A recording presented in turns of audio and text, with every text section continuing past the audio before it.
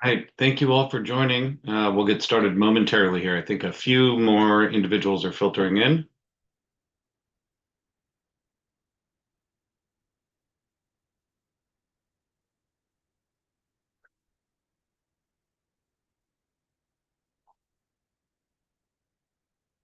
For staff, I know we have a couple of our panelists attending. If they could just be promoted to co-host, that would be lovely.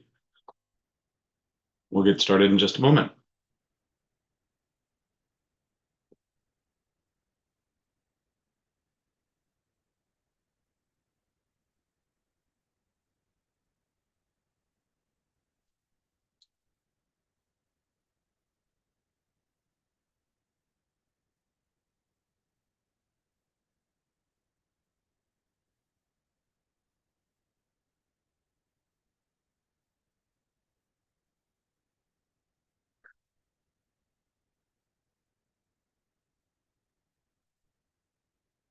All right. Let's go ahead and just start with our very brief opening remarks as we get started here. Welcome to this meeting of the State Water Resources Control Board, second statewide agricultural expert panel for a working group meeting on December 12th, 2025. Really appreciate you all taking some time out of your Friday afternoons to join us here today.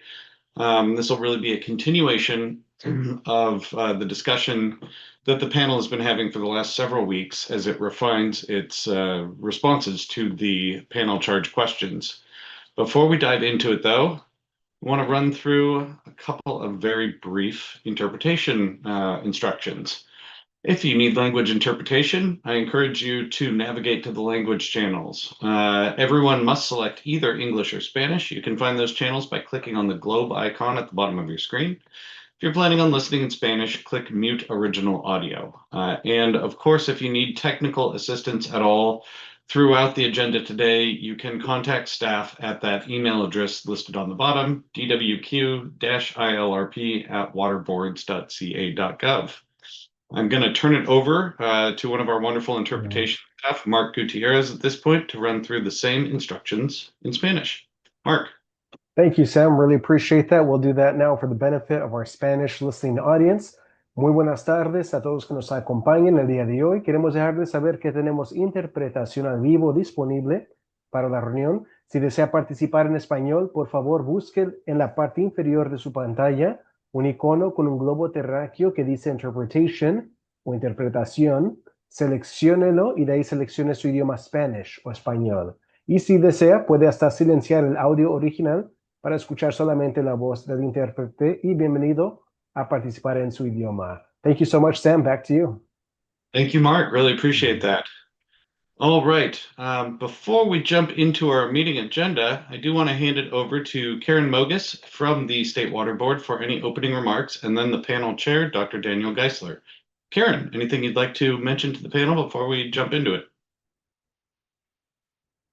Oh, let me unmute Karen. Sorry about that.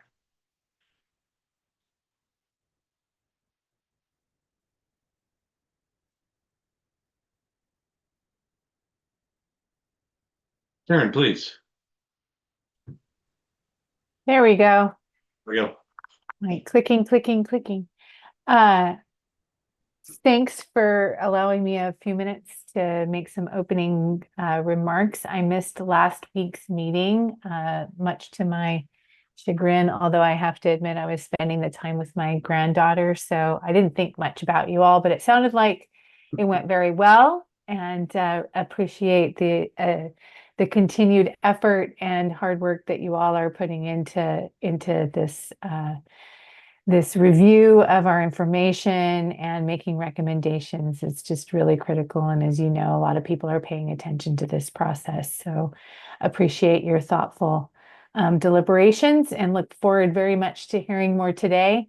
I want to reiterate some of what I said during our presentation at the October 31st meeting, which is please stay focused on your expertise and your technical backgrounds and the technical aspects of what we're asking you to do.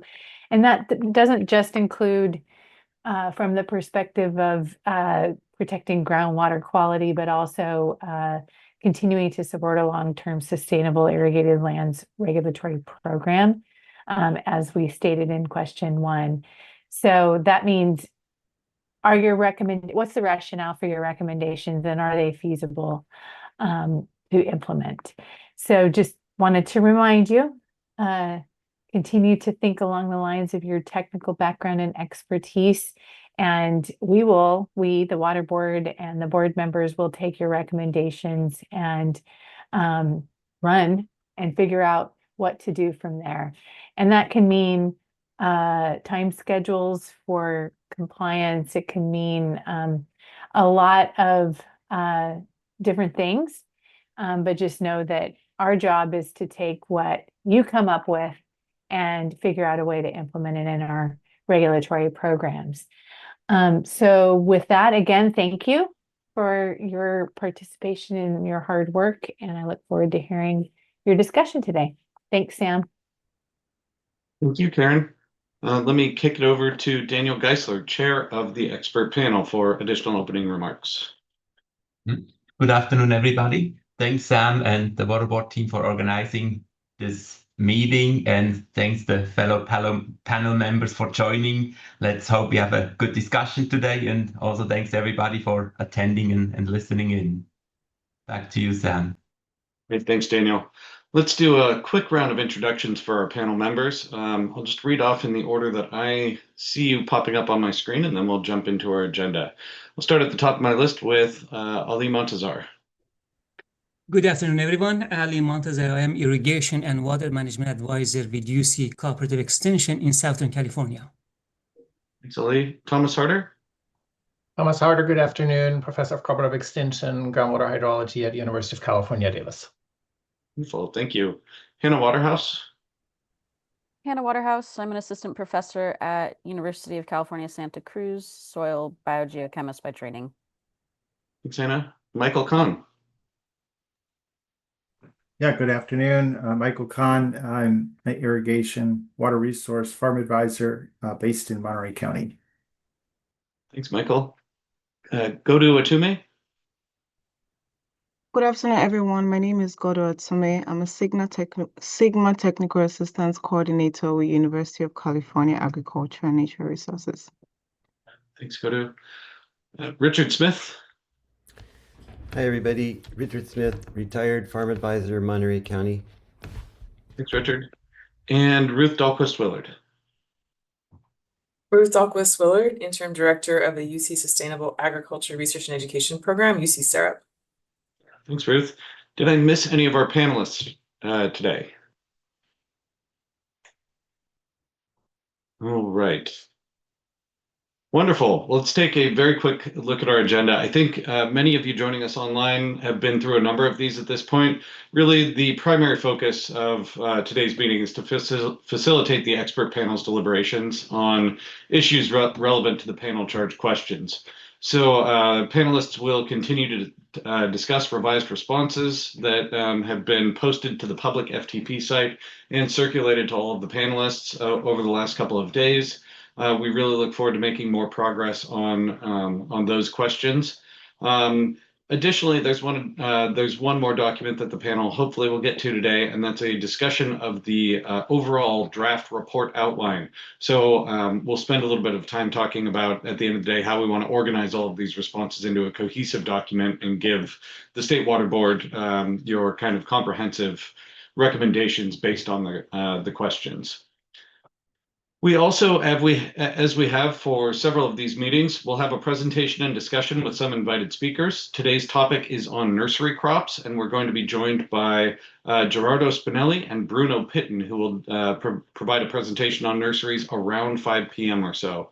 We expect those presentations, including panel discussion, to last about 30 minutes or so. It might go a little bit longer than that. And then we'll close out, as we always do, with a round of public comment at about 5:40. If you haven't already done so and you may be joining us as a member of the public and are interested in providing comment, we'll drop into the chat for everybody the email address that you can send a comment request to. And I'll run through, as we've often done, I'll run through instructions on how to join the conversation queue once we get to that public comment portion.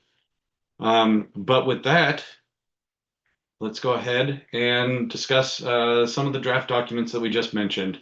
So early on, as we were planning for this meeting, we had discussed going over responses to questions 6 through 9. As I mentioned, we also want to have a discussion of the draft panel report outline, and finally revisit kind of the core questions to the panel's charge. That's questions 1 and 2 that have been through several iterations at this point. This is by no means a firm agenda, though. I want to make sure that the panel is given the opportunity to have kind of in-depth discussions where they need to on each one of these.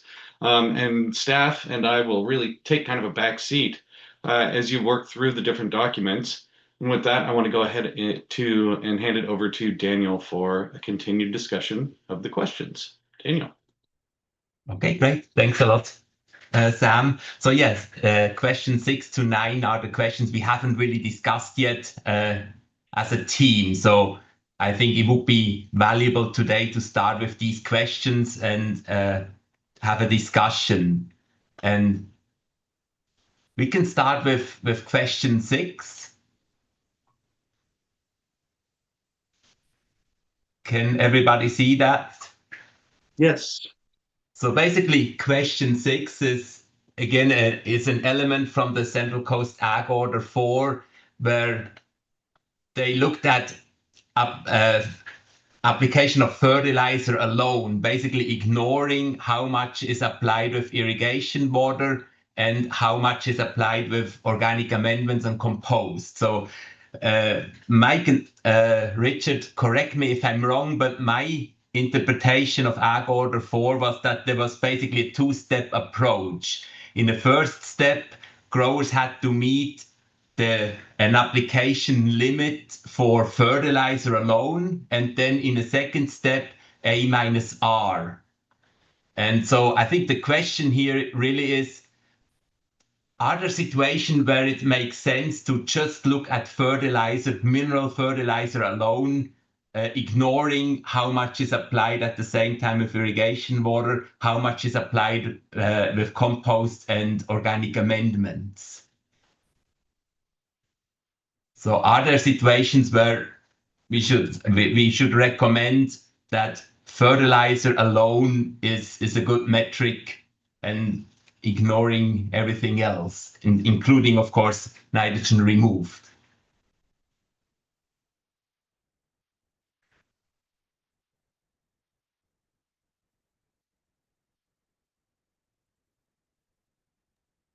Mike? Well, I always felt that this was a little repetitive of the A-R targets. It was, the history, if I remember right, was someone from maybe the environmental community was saying, isn't there some fertilizer rate that's just way too high? And for some crops, yeah, we have a good sense of that, even with nitrate in irrigation water and things, or no nitrate in the water, that a certain fertilizer rate is probably a bit excessive. And you see on the list that they're very high numbers. I'm not sure if you already have the targets, if this is really necessary. And there can be situations, we get a high rainfall year and the grower just put his fertilizer out, but unfortunately it leached. He still has to make the yield, and he may have to come back, with another fertilizer application. Of course, he'll have a high A-R if he does that. So, they're both sort of doing the same thing. So I think we could get by with just A-R targets. Thank you. Hannah? Yeah, I think this has come up in our conversations in areas where there aren't a lot of data yet, and starting with apologies, my dog is barking, fertilizer limit first. and then moving into the A-R when we have more data from those regions. So I think, yeah, I think it was a appropriate and conservative approach initially. So may I add one thing, Hannah, that we discussed that in some situations, looking at A alone makes sense. So here that's even a step further or a further reduction. So that would only look at fertilizer and ignore compost, irrigation water, and organic fertilizers. Only look at mineral fertilizers. That was the point here by the water board. Oh, thank you. Okay. Just to make that clear, it's not Yes. what we already discussed as A when we don't have any information on R. That's a further reduction here. Gotcha. Okay. Yeah, I think then I think then I would amend what I just said and stick to the A-R targets. Thank you. Richard? Yeah, I mean, I was going to say basically what Hannah said. So I don't have more to add than what she just said. So let's let it go. Thank you. Thomas?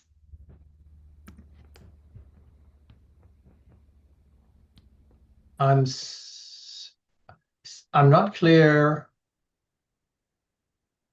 And maybe Hannah and Richard, you can articulate this one more time. Why this table? I'm looking at the table C12 versus then on page 52 where the A-R limits are. Why this table is not useful. I mean, it speaks to the discussion we had last week. Fundamentally, I think, whether it's A or A-R or A over R, I think when we get to the really high numbers of A, we're going to have high numbers of A-R, and we're going to have high numbers of A over R. And speaking to what we discussed last week, if you want to give a signal to growers, this is a very direct signal that just speaks to the amount of fertilizer applications. And I'm playing a little bit of devil's advocate here for why we wouldn't chuck this, what would be the rationale for saying, no, this table is not needed or not necessary, or it's unduly harsh. I don't have that expertise, but I don't see this necessarily being in the way. Ali? Well, Daniel, you mentioned this is not just A fertilizer, right? It's the entire A. No, here that's just fertilizer. That's just mineral fertilizer. Exactly. So Okay. it ignores Yeah. irrigation water, compost, organic amendment. Yeah, everything. Well,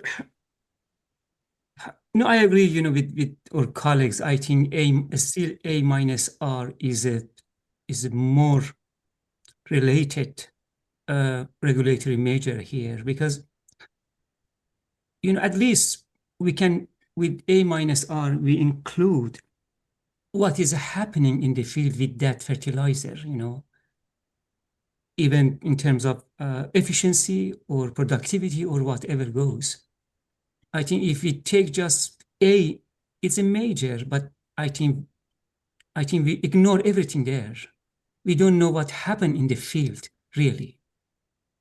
What is the benefit of that A, or even though we can consider it, but I think I agree A-R, it's a better major. Thanks. Mike? Oh, So I guess 2 points. For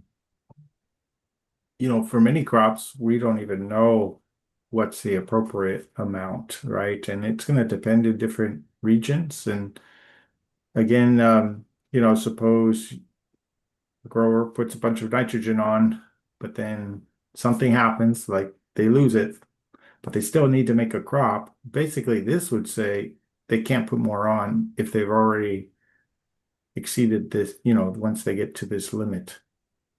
And, we have to have some flexibility because this is specific for a crop or a field. It's not for like a region 3. If you added everything up over the ranch and reported it, some are higher, some are lower, and as long as you make the target, you're good.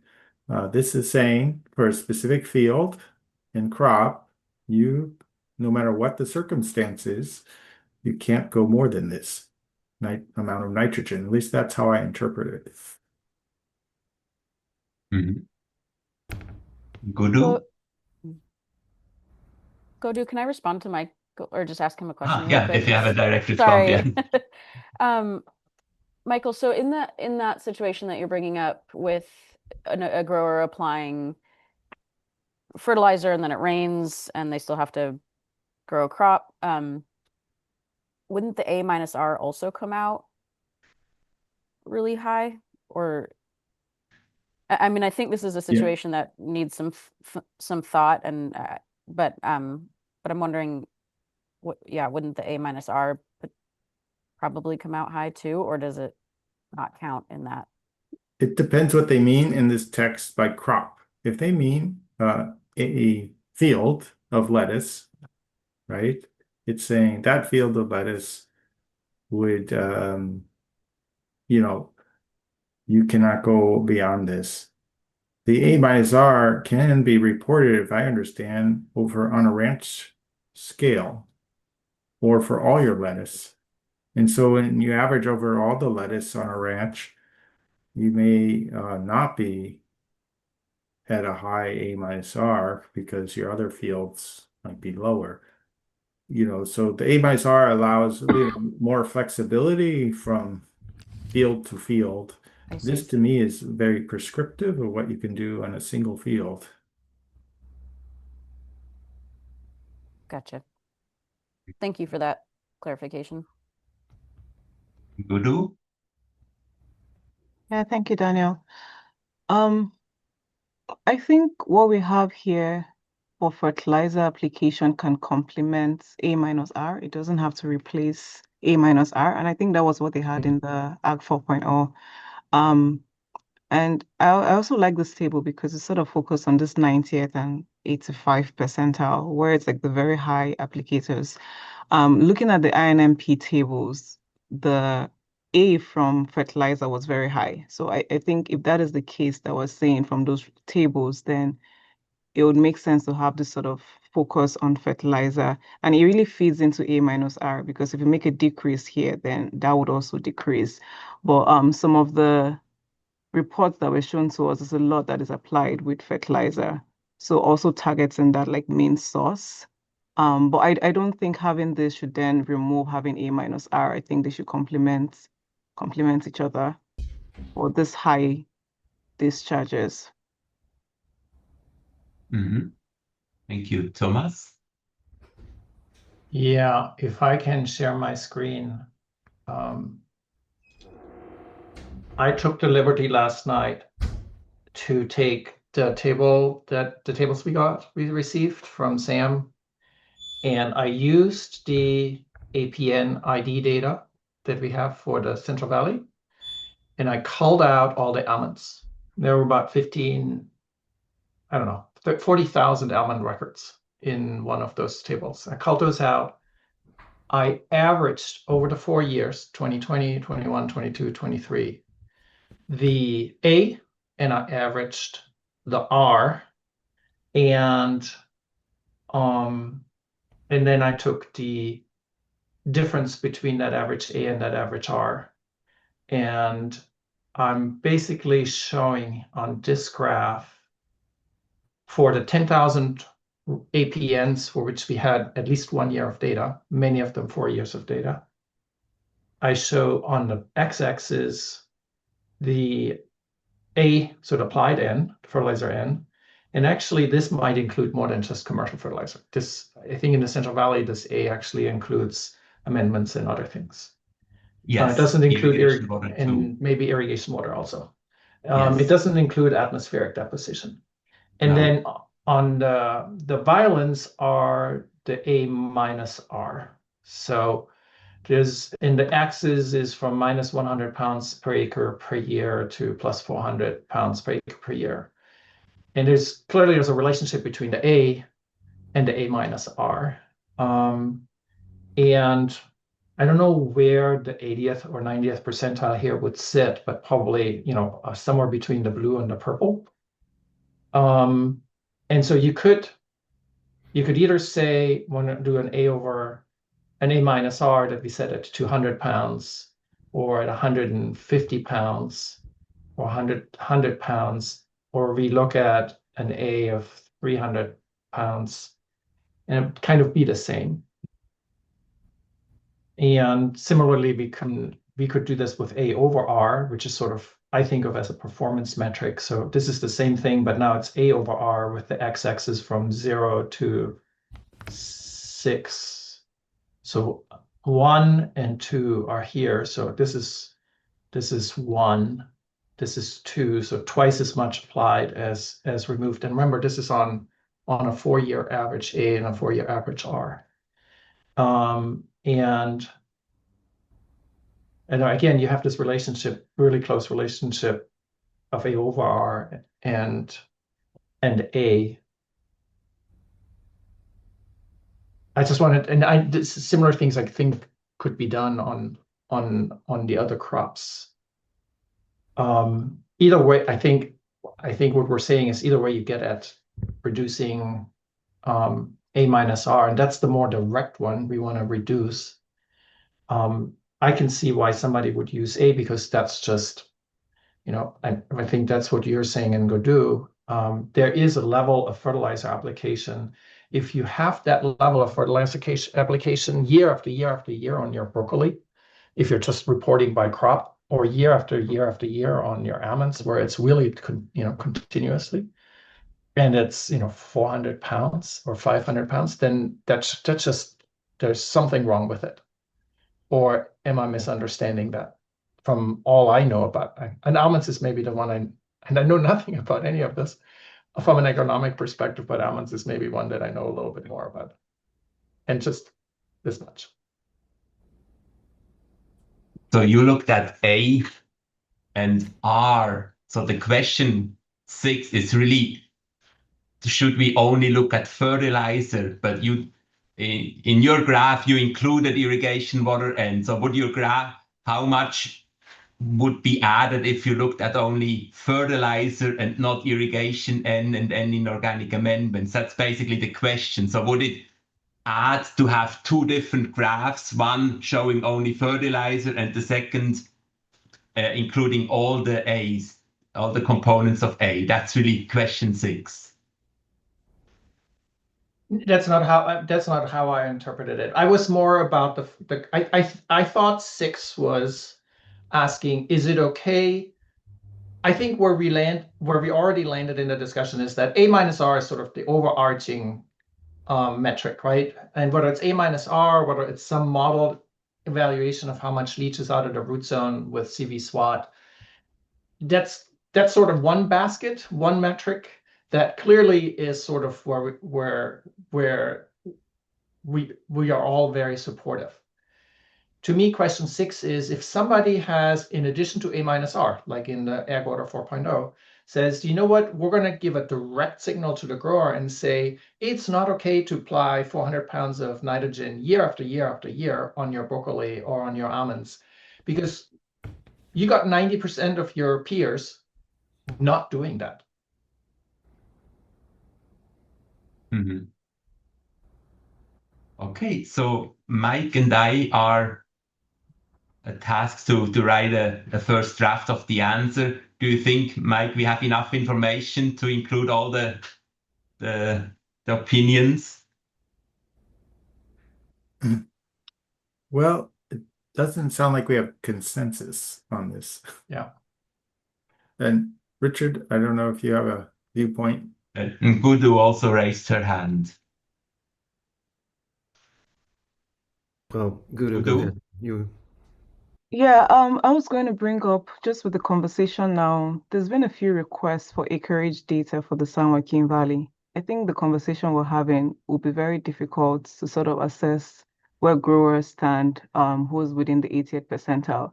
Because in the Central Valley, they are looking at it from a township level, not from an individual grower level. I know there's been some requests out to the board to have that exact data. They're looking at it at the township level and crop per township, but there may be many growers growing that crop per township. So just that request I know has been put out to the board, and I don't know if we're going to receive that data in the future. I think it's very helpful if we're going to look at who's the 80th or 90th percentile and how much are you applying as fertilizer, what does your A minus R look like, to understand that per grower within a region, not just by a township. And I don't understand how it's related to question 6. Question 6 asks whether the mineral fertilizer applied will be reported by growers on the field or system level. I think that request is related to almost every question, but the relation here is like, if we're going to look at this for question 6, the fertilizer for the Central Valley, I think we'll get those responses on a township level, not on a grower individual level with what we currently have. The fertilizer applied will come, we have that data on like a whole level, not individually. If I can just jump in quickly, that would, and then Godu, I completely agree with you. That's a discussion we should have. I would like to have that discussion in the context of question 5C, which asks specifically about what improvements should be made to data collection, reporting practices, and quality assurance procedures. I think that would be an appropriate place to actually discuss that and at length and put that in. Does that sound good and Gudu? Yeah, no, I agree. Richard, I think, was next. Yeah, I guess I kind of wonder if this is just keep sidetracking us a little bit, because we already have our emphasis on the A minus R, and the A minus R metric in my mind is more precise, because we're going to have all those discount and credit factors added in. This issue, like Mike raised, like, well, in 2023, we had definitely a lot of people having to reapply fertilizer because of the weather. I mean, it's an issue that happens occasionally, depending on the weather. And I think if we just focus on A minus R, do it very well, we're going to talk about some of these discount and credit factors here in a little bit. That really kind of gets us where we want to go, where we're trying to understand what is the level of movement of nitrate from our cropping zone up on the top 3 feet or so of the soil, and then what gets past that then is at risk for getting to the groundwater. Thank you. Ali, you raised your hand next. Sure. Daniel, could you please bring up another time the question? Question 6. The question again? 6, yes, please. I want to point out something there.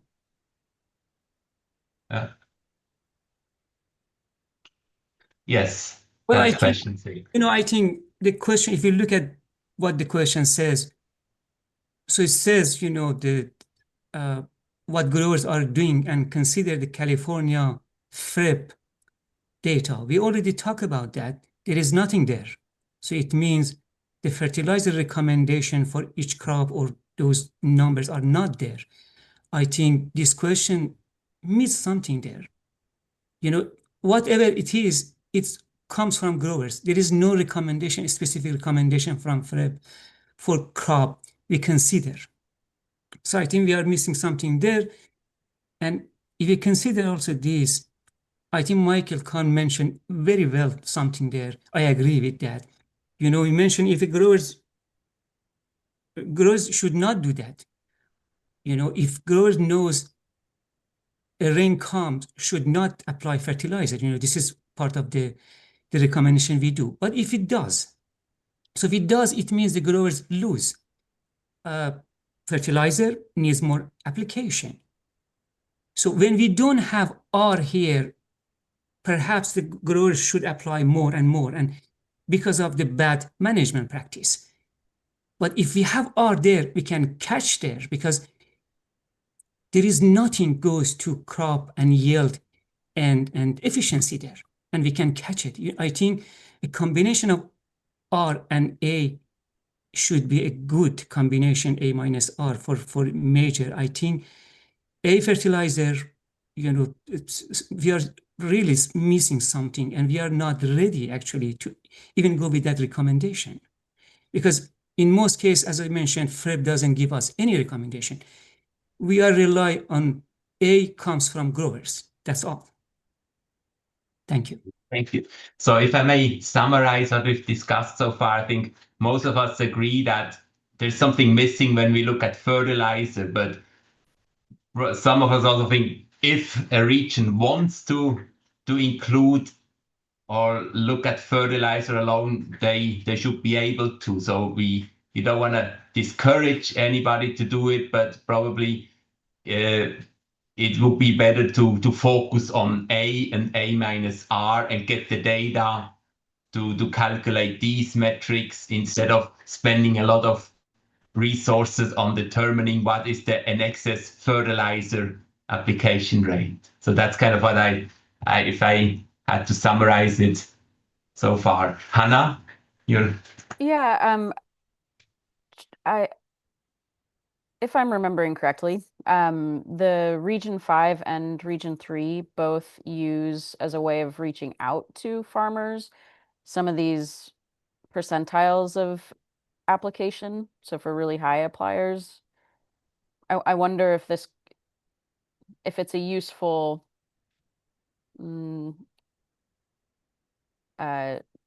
signal that those growers need to be worked with if they are in that 90th or 85th percentile. So I think allowing it to be continued to use as a tool is helpful. I think that's a good suggestion, yeah. Ruth? And just a quick note that there are many crops that don't have fertilizer recommendations on the website. That's correct. And that would be my major concern. If AFER would be used, it would bind a lot of resources. We'd probably better invest in determining crop removal coefficients or other things, or investigating best management practices. Mike, yeah. Last word. Well, I mean, the right amount of fertilizer, I can never tell a grower, because it's going to depend on the amount of other sources of nitrogen available. And the recommendations on CDFA's website, which you were involved in developing, were just general rule of thumb. And as Ruth said, they are limited. I think the A minus R would be better to focus on, as you said, maybe some crops that we know pretty well how to manage. You could say, yeah, this is as much as you should apply. That would be, anything more would be probably out of the norm. But again, I just don't see the value if we're focused on the A minus R already and putting limits there or targets. Great, thank you. So I think we have something to write and then share with the Yeah. panel next time. Okay, great. Thanks a lot. So I think, yeah, let's move on and go to question 7, and that's Hannah and Richard. Can you lead the discussion there? Yes, give me 1 second. I'm just writing myself a note that was sparked by this conversation.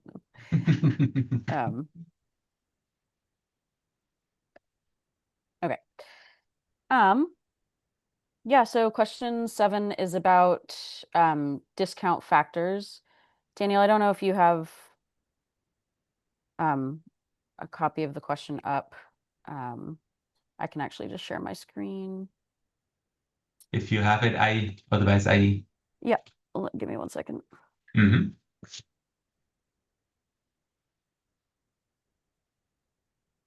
Can you see my screen? Yes. Okay. So question 7 was about discount factors related to organic amendments, including fertilizer and compost, and additional components of R. So R scavenge, R treat, and R other. And perhaps really briefly, and thank you, Thomas, for putting these definitions up here, just to keep us all on the same page. So applied, or a comp is applied compost, a org is applied organic fertilizer, R scavenge is the amount of nitrogen credited as removed from the field through nitrogen scavenging by cover crops. And there's very specific criteria for that cover crop that have to be met. So it can't be a legume. It has to be, it has to reach a certain biomass or be grown for 3 months. And it has to be planted in a certain time, I believe October. This also, our scavenge also includes nitrogen scavenging high carbon amendments applied during the wet or rainy season, and high carbon woody materials such as mulch applied to the crop to the ground surface. Our treat is the amount of nitrogen removed from the ranch through a quantifiable treatment method, such as a bioreactor, and then and then our other are just other methods of nitrogen removal that might come up. So I think what I wanted to focus the discussion on, the question is asking, well, the first part of the question is asking if these discount factors and additional components of R appropriate measurements to include in the calculation when measuring the potential discharge of nitrogen to groundwater. And I think this has come up in conversation previously, that some of these discount factors were used to incentivize, and Thomas, sorry, brought up this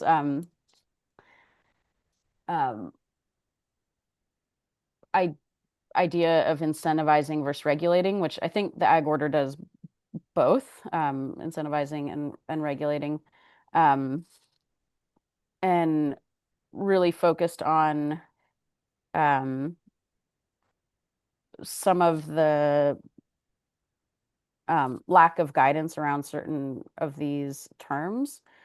I think I would love to discuss what Thomas wrote here, that some of what is not included in A means that we're not getting the actual discharge amount. So for example, when it comes to irrigation, or the fact that organic materials might continue to mineralize, and we're only accounting for that first, during the growing season, those first 12 weeks. Does this kind of weaken this mode of regulating discharge? And I want to just highlight that a lot of these discount factors were based on empirical data from studies conducted by some of the folks on this panel. And so they're very regionally specific. And so, yeah, I want to open the floor to really focus on whether or not we support these incentives. Is it giving us the full picture of nitrogen discharge when we're calculating using these discount factors? And I hope that we can allow, again, or keep in mind the ability for regional differences in the way that we're regulating. So I know that Region 5 uses CV SWAT, whereas Region 3 uses these discount factors. And so let's focus our conversation on whether or not we think that this way of calculating it represents discharge. Go ahead, Daniel. I'd just like to add, so the discount factors for organic amendment and composts in the ag order, the East San Joaquin Valley ag order, it also says that only the available nitrogen should be counted. So that's in agreement with the Central Coast order. So the Central Coast basically just went one step further and provided guidelines or for growers on how much they can account. In the Central Valley, it just said count what is available, but it doesn't really tell growers how to determine that. And the discount factors for organic amendments, that's based on one of our study. It was done in the lab under optimal moisture content and in warm soil. So it was only 12 weeks, but it was a soil temperature basically you would encounter, especially on the Central Coast during the summer. So during the winter, these 12 weeks, what happens during 12 weeks in a warm soil would take much longer during the winter. But I'd just like to highlight it's really just the guidelines on how to calculate the discount factor, but even in the Central Valley, it already says only account for the available nitrogen in organic amendments and composts. And because they are using CV SWAT, my understanding, I'm not sure if that is that long-term nitrogen mineralization dynamics included if we don't even have really very good long-term studies on that. Like, is it calibrated to that kind of? I don't know, but probably they can't even do it because growers will only report the nitrogen available. So CV SWAT, because it's based on grower reported data, they don't even know how much compost is applied or how much nitrogen is applied in total. They will only know the available part of the nitrogen. Interesting. Okay. Ruth?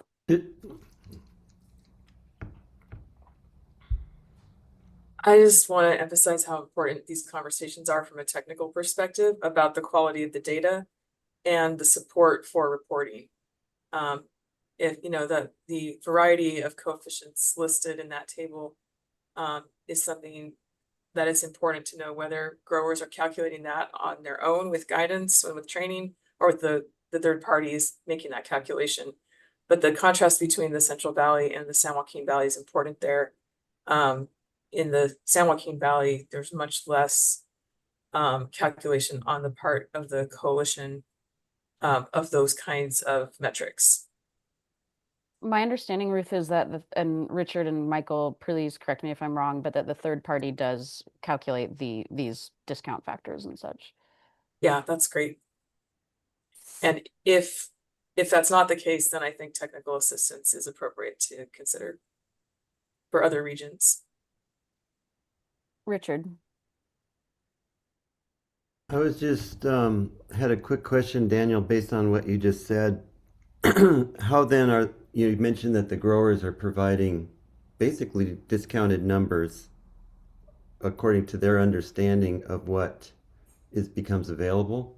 So how, like on the Central Coast, the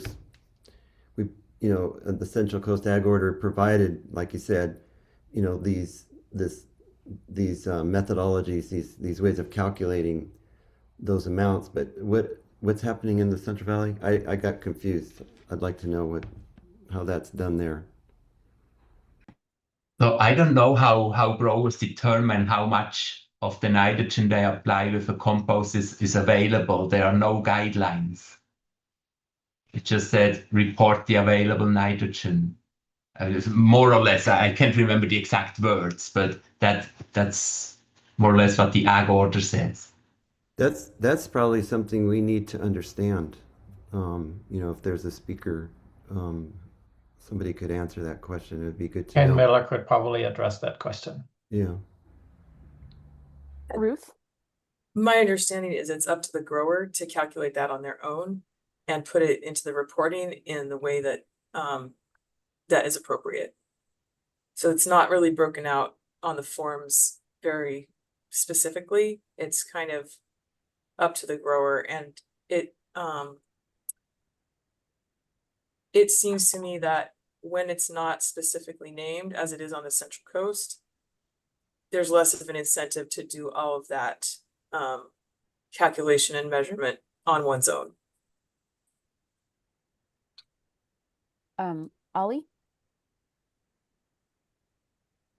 Well, I think the concerns about this discount factor is the accuracy of them. Perhaps if you want even recommend for Central Coast, what they have should be regional. I think different region, perhaps we are still talking about crop coefficients, regional numbers. We see some differences, and I think those discount factor are also the same. If, for example, if a grower in the desert apply compost, they might get 0 discount factor. Why? Because look at what they do. They apply compost in the middle of summer, in the extreme heat, July, and they do leaching in August or September. Does really a grower get benefit of that compost application with the discount factor you provide from the Central Coast? Not at all. I think they don't get any benefit, or data shows. But what they can do, I think that's the question, because growers doesn't have a window and they want to apply to do something they think is beneficial. That's the time they can do it, because from September they start preparation, they want to plant vegetables, and then by April, May, still the field is busy, so there is no window to do that. But they want just apply it, and I believe they don't get any benefit of that. I think these factors also are very regional based, and if you want to recommend, perhaps if there is accuracy for those numbers in the Central Coast, perhaps we can recommend. But I think in general, it's really difficult to go with any recommendation unless we have those numbers. Ollie, just to clarify, you're suggesting that the desert region would not be ready to have these discount factors, but that for regions where they are empirically derived and there's data that it's okay. If they have reliable data with high accuracy, perhaps, yes. Michael? I just wanted to sort of explain what the implications are if you don't have a discount factors, and maybe Ollie will rethink his statement. Because if you are using limits or targets, and we don't use any discount factors, that's suggesting that all the nitrogen in whatever you apply is leachable, right? So for organic growers, they will have a tough time making those limits. And that was the rationale for the discount factors. Because we know when they make an application of fertilizer with organic source, it doesn't all mineralize. So I guess my question is back to Ollie. Do you want all that compost they put on in the summer to count as nitrogen that's leachable? That's That's the question we still have. We are evaluating how compost is beneficial in the middle of summer, which I think not much. We do not have any data, but growers, they apply tons of compost during summer. We are still evaluating how beneficial is that.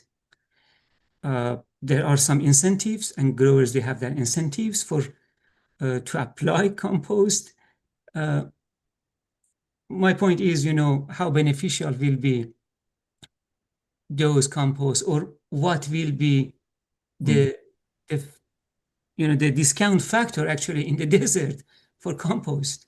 Well, I don't know what you mean by beneficial. Do you mean beneficial in nitrogen? Beneficial in increasing organic matter? What do you mean? Both, yeah. Both, both soil health, I mean, mostly, yeah.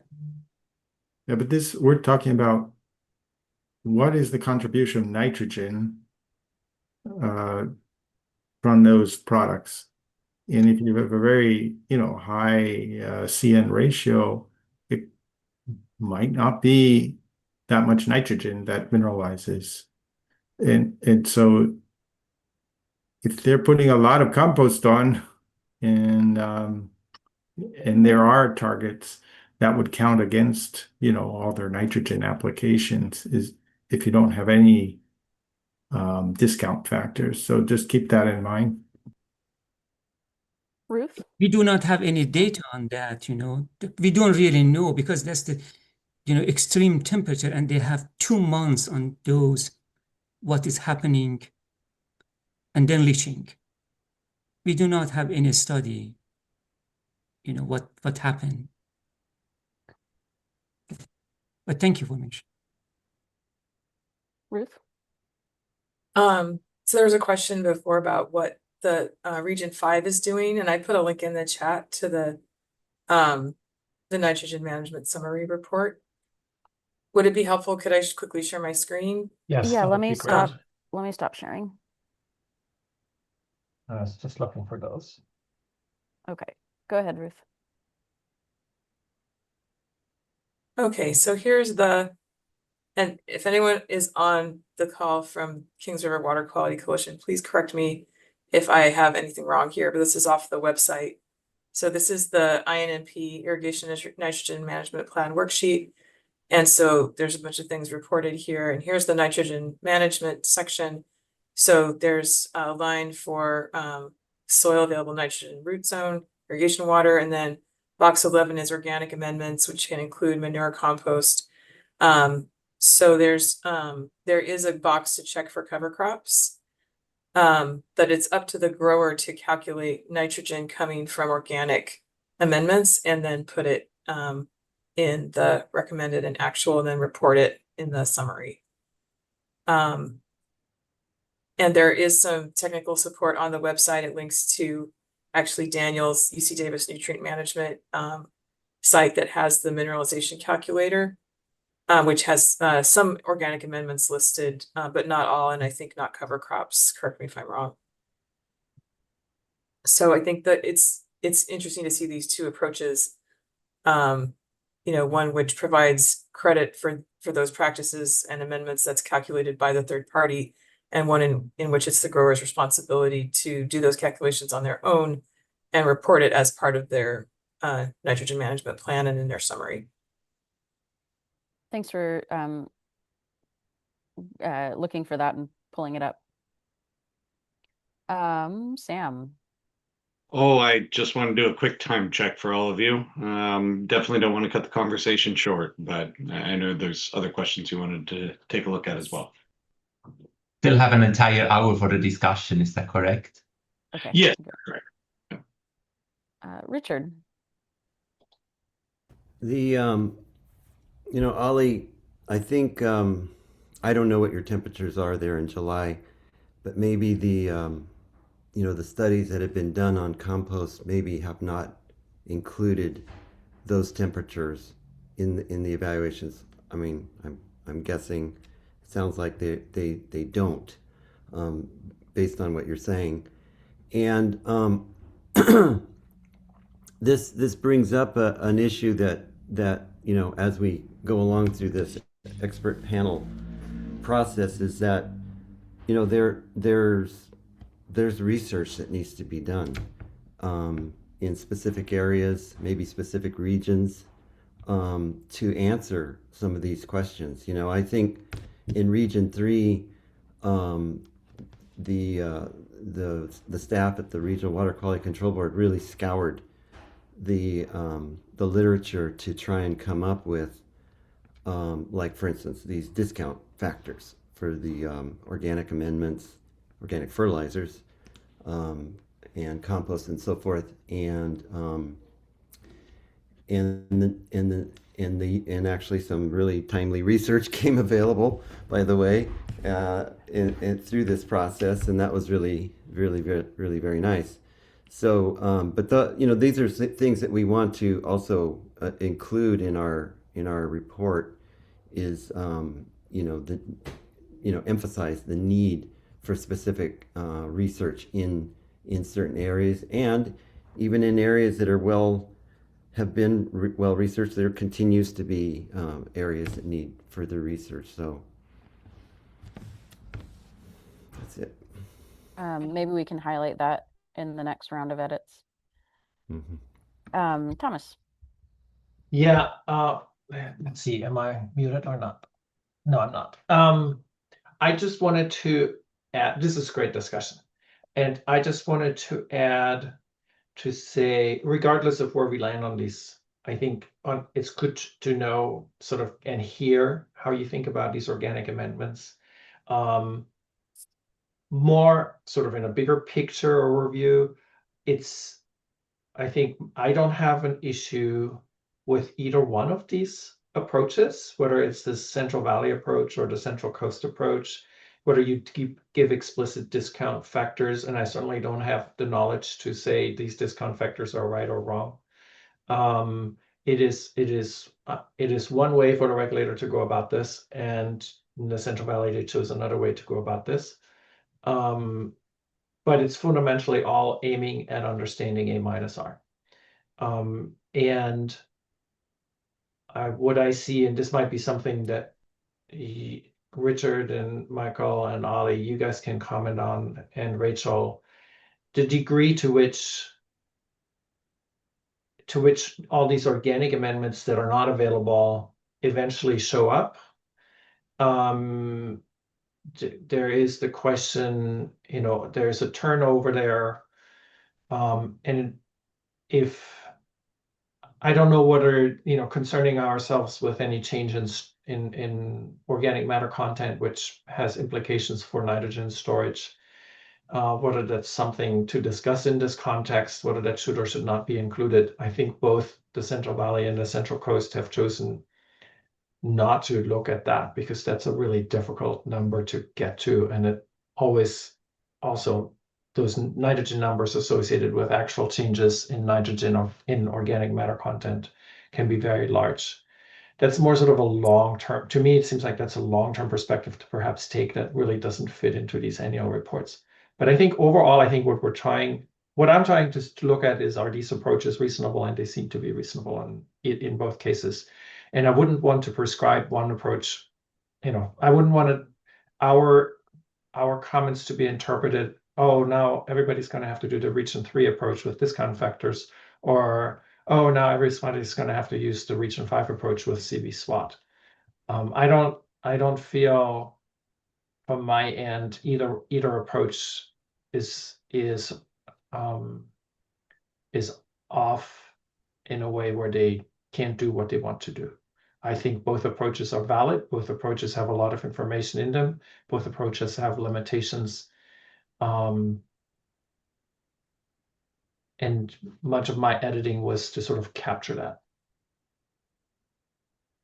And both approaches have uncertainty associated with them. Yes. Yeah. Richard? Yeah, I forgot to mention last time I was speaking. The thing that we're grappling with here is when we talk about organic amendments, and it can be anything. It can be crop residue. It can be organic fertilizers, which are a lot of times made out of manures or some kind of slaughterhouse product, or compost. there's kind of two phases to the mineralization and release of nitrogen that comes from those materials, and it kind of depends on temperature, moisture, carbon nitrogen ratio, and so forth. And so you get an initial rapid release, and when I say rapid, over a period of maybe days or a couple of weeks, something like that in that time frame. But after that, you get this very slow, steady release. And these are what they call the recalcitrant, or we don't understand these organic molecules very well. But we've seen this pattern, and you see it in every material that you, like if say you do your studies and look at the release of these materials over a period of weeks, you'll always come to this slow, steady release, and that's what we're talking about. So that is the hard thing to know. How fast is that, and how much of that will release, and that's what that's where the papers like that the Region 3 based their discount factors on. They took a stab at answering that question, and that's the best information we have at this point. Not to say it can't be improved in the future as we understand more things or do more studies, but this is what we're up against. And I would go so far as to say that, in Imperial Valley, I would bet that not all that nitrogen that's in that compost mineralizes. Even though you have those extraordinary temperatures, there's going to be some component of it that still remains in spite of the conditions there, because it's just the way it is with this type of material. And so that's what we're grappling with right now, and we have these studies that we rely upon, and it's fantastic that we do, and I think that over time they will improve. But we've got a good initial first step to understand the situation. Michael? Well, in part A, it asks, does including the discount factors allow for a full accounting of the nitrogen that is potential to discharge to groundwater? I don't think it's a question about Central Valley's way of calculating it versus the coast. It's just a question of, do you want to account for all the nitrogen applied in manures or for organic fertilizers as potential for leaching groundwater, or you want to discount part of it, depending on whatever method you use. Is that still accurate? Mm-hmm. And I would say not all mineralizes. So yes, it is accurate, as good as your models or your calculations to estimate it. I just want to make sure there's consensus on that, or people saying, no, we gotta, account for all the nitrogen in these products and report that. Ollie, do you have a direct response to Michael? Because I do. No, I but have a okay. question actually for Michael, and Richard may help, but please go ahead. Oh, I was just going to say, I think Michael, what we know about the biophysical processes of these materials is that it's not all available at once. And so I think the Central Coast does a really good job of reflecting that. I know SWAT has rates of mineralization built into it. So it's yeah, I 100% agree that I think there's that the science, as well as we understand it, are represented in these models, and as that science improves, these models will be improved as well.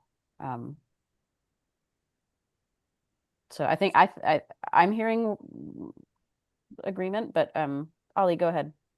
One question for Richard and Michael, maybe they can help. those components we have is for compost, for organic matter and irrigation. I think we are good with organic matter, but how about that compost components? My question is, you work with this, and also Daniel. So is really the the compost components and its discount factor is really significant in providing nitrogen to the soil, or is less than 5% totally?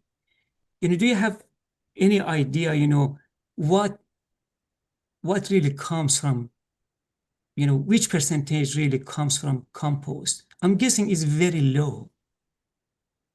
But I would like to hear from you. Maybe we can eliminate it at all for compost. I don't know. Do you want to answer, Mike? Well, I noticed I Daniel may- has his hand raised, so I think he wants to Oh, answer. yeah.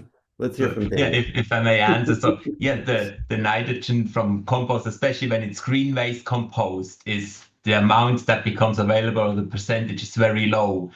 I would not completely eliminate compost, because there's a lot of, the word compost is sometimes used just, especially in the Central Valley, for a pile of manure that has been stored for half a year, and then it's called compost, and it may be pure chicken manure. So I would still like to include it, but yes, so the discount factor makes sure that if you apply a yard waste compost, that you only have to account 5% or less. And otherwise, if you, without the discount factor or without that possibility, you would have to account 100% of that compost, and that would be really bad. It would be really bad for organic agriculture, because they would end up with A-R values that are really high, probably the highest, even though nitrogen may still be limiting in their systems, because they apply a lot of these organic fertilizers and composts.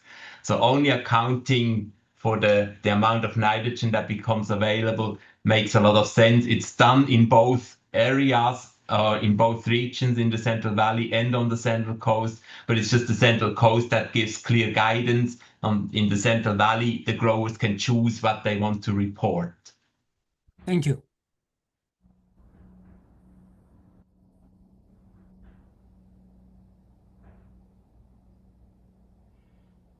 More comments on this part of the question?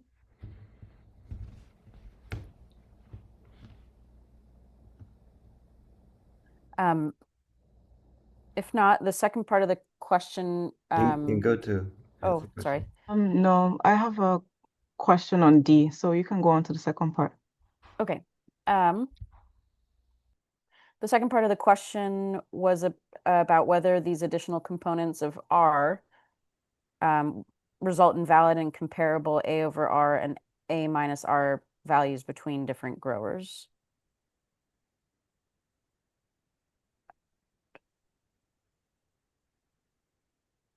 And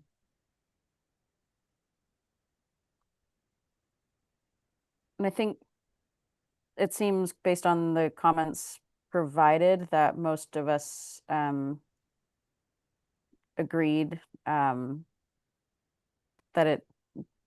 it does, and that the research needs to, still be updated as we get more information, including some presentations we've already heard on the timing,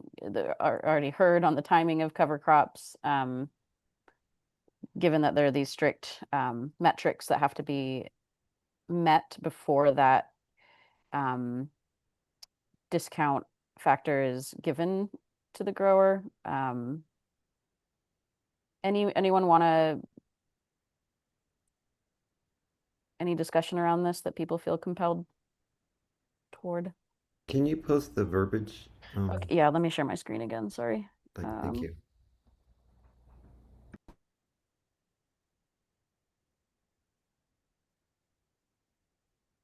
Can you see my screen? Yes.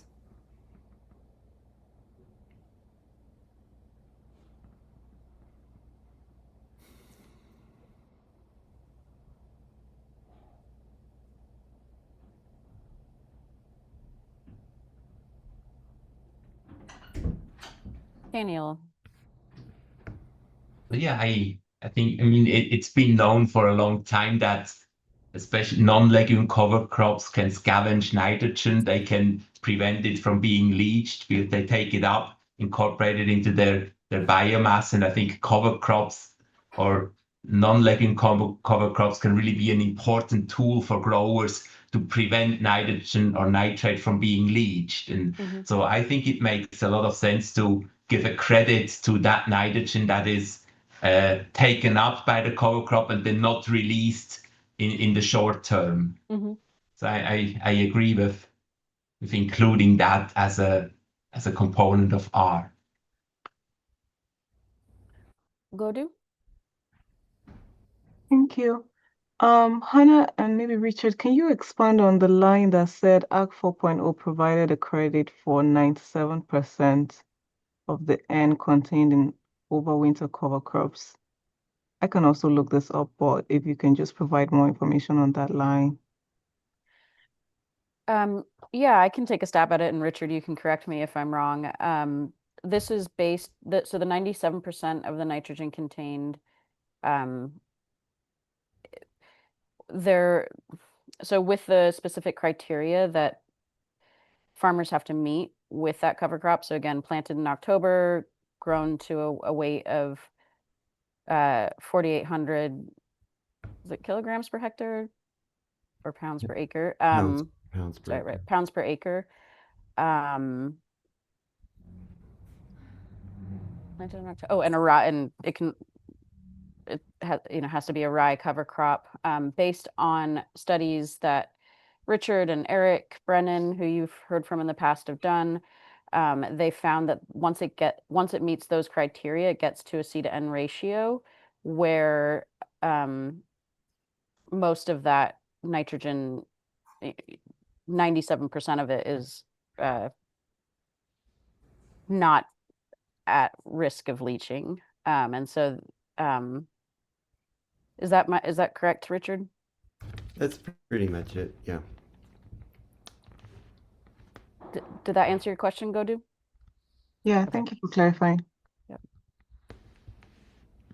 Ruth?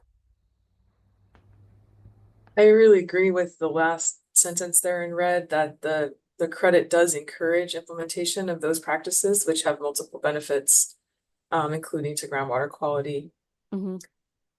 I have a question. I'm not sure if it's relevant to this charge question, but I just wanted to throw it out there. Could our scavenge also include crops that are scavenging nitrogen if they're managed in such a way that they're scavenging it, or if they're known to scavenge nitrogen from the soil?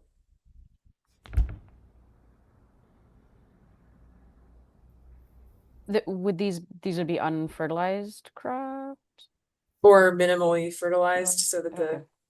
I know Richard's done some work on this. And the other thing on my mind is moringa, which is a tropical shrub that is known to take up nitrogen pretty well. So if you grew a crop like that and maybe relied on nitrogen in the irrigation water and didn't fertilize it, for example, or minimally fertilized it, or deficit fertilized it, or whatever the right term is, could that be considered another strategy? Richard?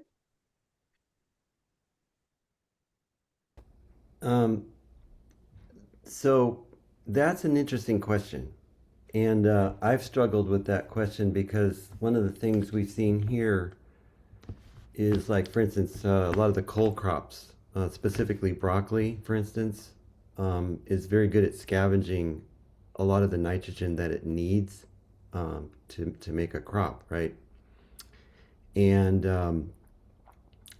however, you don't remove very much of the crop biomass. So the R value is still low. So it really, the scavenging, even though it's doing this amazing work of scavenging and bringing nitrogen that's like down at the 3rd foot back up to the surface so you get another shot at using it, it hasn't really helped us very much with the A minus R,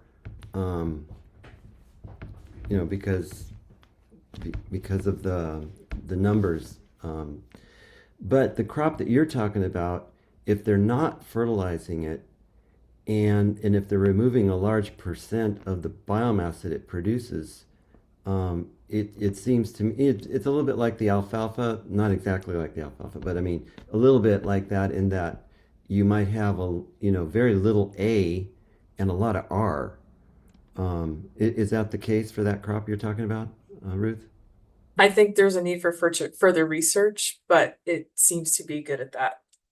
Yeah. So there's potential there, I think, to consider. I think there may be regions of California where it's not practical to grow winter cover crops because of limited rainfall, but that maybe you could employ some of these other strategies. Yeah. Would Ruth, your suggestion be putting that in like a potential area of future research? Yeah, I think that would be the right place to put it. I mean, I don't think we have the confidence right now to say exactly how that works in California, but I think it's a interesting potential. Yeah. Let me take Oh, a note. No, I'm just sorry. gonna say I was gonna take Yeah, notes write it so that down, we- Hannah, because it's a really important concept, that crops that are scavenging. Mhm. I mean, we have even crops that do even more scavenging than broccoli, some of the other cole crops that are out there for a longer period of time. And they really provide a very important function in grabbing nitrogen that's down deep. And when I say deep, beyond the three, we always talk about the top 3 feet of soil, but some of these crops, the roots go down deeper and they remove a lot of nitrogen down low and bring it back to the surface, and we get to another shot at using it. And so I think that the issue of scavenging crops is very important. If I could throw one more thought Oh, in. sorry, go ahead, Ruth. Oh, Yeah. just to follow up on that, there are also crops that sometimes they're a cover crop and sometimes they're a produce crop. Especially in diversified farms, like daikon radish is an interesting example where it's often used as a cover crop, but it's also sold as an edible product. And if you are, for example, pickling it to serve on sandwiches or something like that, it doesn't have to have a perfect quality. So there might be strategies like that, where you could have that dual benefit where you do have something that you can harvest and sell, but then you could minimally fertilize it and still get something out of it. Mhm. Thomas? Yeah, I was gonna ask, and again, I'm not asking because I disagree with the concept. This is just for my understanding. If you have a grower that has 1 or 2 or 3 crops a year that they fertilize with 200 pounds of nitrogen per N and they remove 100 pounds of nitrogen per N. And so at the end of the season, you have some N left in the soil, you put in a cover crop that carries that over to the next year. What is the difference between a grower that does that and doesn't do that with both applying the same amounts of fertilizer? Wouldn't it be essentially the same losses in the long run? Because if I do the cover crops and then still apply the same amount that somebody who doesn't do cover crops, then the effect is the same, yet because I planted the cover crops, I actually get a discount on that A. Richard, are you going to respond to Thomas? Because I also have Yeah. okay. Yeah. I'll also respond. I just can't find my put up the hand things. Well, go ahead, Hannah. No, You're doing well- all this work. You need to. Yeah, go for it. Okay. So I think it's a little, it's more complicated, Thomas. When you're bringing carbon into the soil via these cover crop roots, so they're taking up nitrogen. After a certain amount, you start in that plant, you start diluting that nitrogen with carbon. It changes the rate of mineralization. Once you've terminated it, you're also, as you do that, you're building carbon in the soil, which couples the carbon and nitrogen cycles much more tightly. And so you're very likely not to have really, you have tighter cycling of that inorganic nitrogen back into the organic pool because of the microbial activity going on in that. And so I think, yeah, it's not totally 1-to-1. Is that because you hear- basically store more nitrogen in the long run in the soil? Yes. But I hear what you're saying, in terms of, and I would love to hear from Richard and Michael and Ali and Ruth, who work with, farmers on the ground on their nutrient management, whether or not they are then changing their fertilization plans to account for that nitrogen that might be carried over. Richard, go ahead. Yeah, so that question you're asking there, Thomas, it's the key question in my mind, for people to understand some of these dynamics that are happening in a soil, crop production system where you're talking about, season A, then you have the winter, and then you have season B, right? And so in season A, you grew your crop, put 200 pounds on it of nitrogen, you removed 100 pounds. Okay, now let's say you've got your balance. Let's say it's an arithmetic problem and you got your balance of 100 pounds of nitrogen that may be sitting there, but not entirely, because it has to mineralize from that crop residue, by the way. So that's a dynamic that's at play as well. Then you have your winter. How does the winter go in your soil type? Is it a rainy, like 2023, and you're on a sandy soil where the likelihood of it being pushed, whatever does mineralize from that crop residue, being pushed, beyond the reach of any crop that's in season B. That's one dynamic. Then there's the other issue, and this is why I was really thrilled that we had Eric Morgan speak to us. He was one of the first speakers. And he talked, and I wanted him to specifically talk about, because his company has done so much soil nitrate monitoring, and providing that information to a grower in a timely fashion, where the grower can then use that information to adjust fertilizer applications in season B. And so he made the statement, and based on what he has seen through all of his soil testing, is that he does see that nitrogen, like a little blip up in nitrogen in season B. And if a grower, and this is what I really hope that the growers really pay attention to and do much more of, is using those nitrate tests during the cropping season.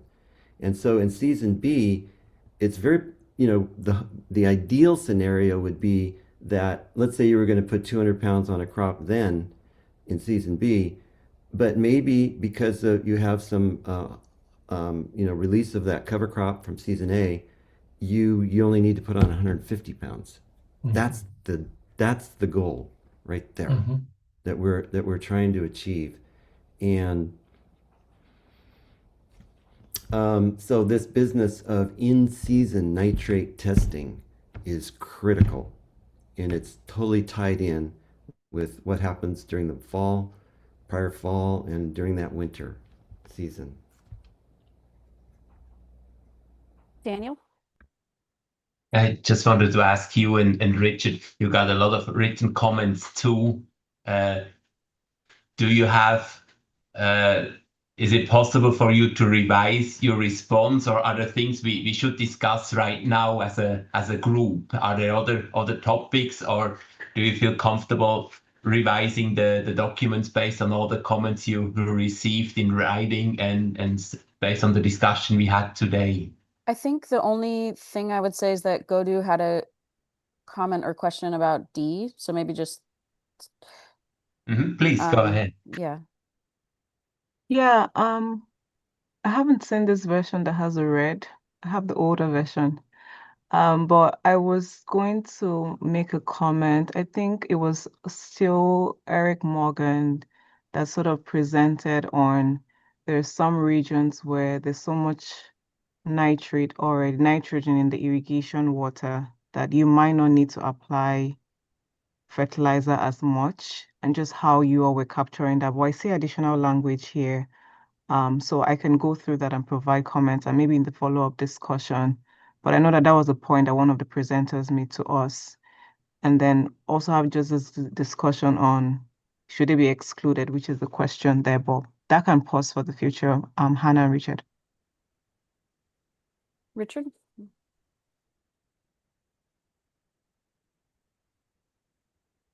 You're mute, Richard. Sorry, I didn't put my hand down my head. Oh, I don't have a response, but we would like to get your comments, Ngoto.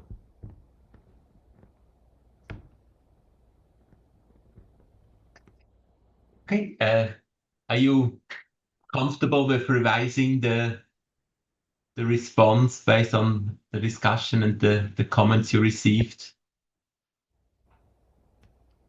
Yeah, well, I don't want to speak for Richard, but I think we are.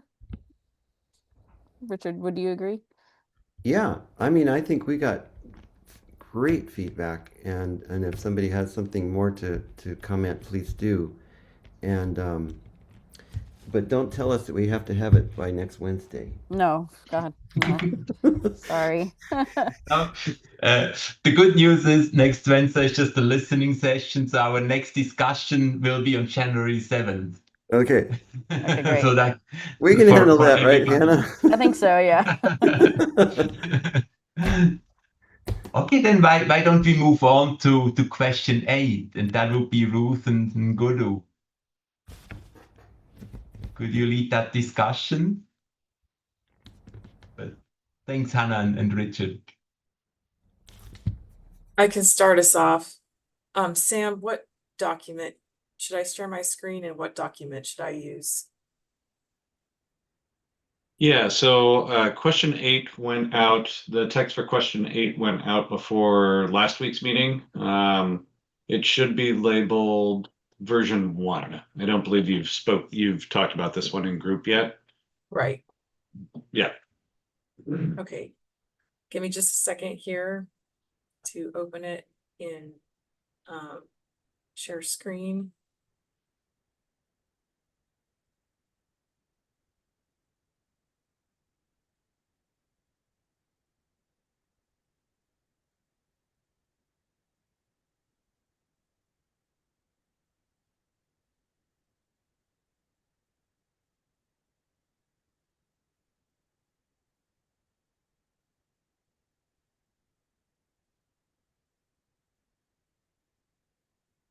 All right.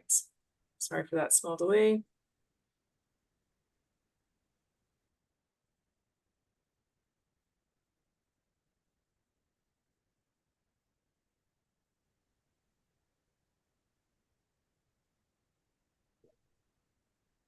All right, here's the draft recommendations for question 8.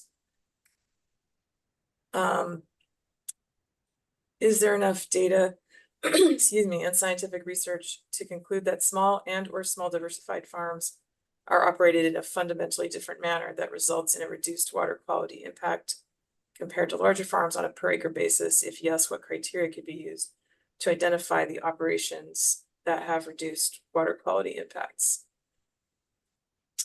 So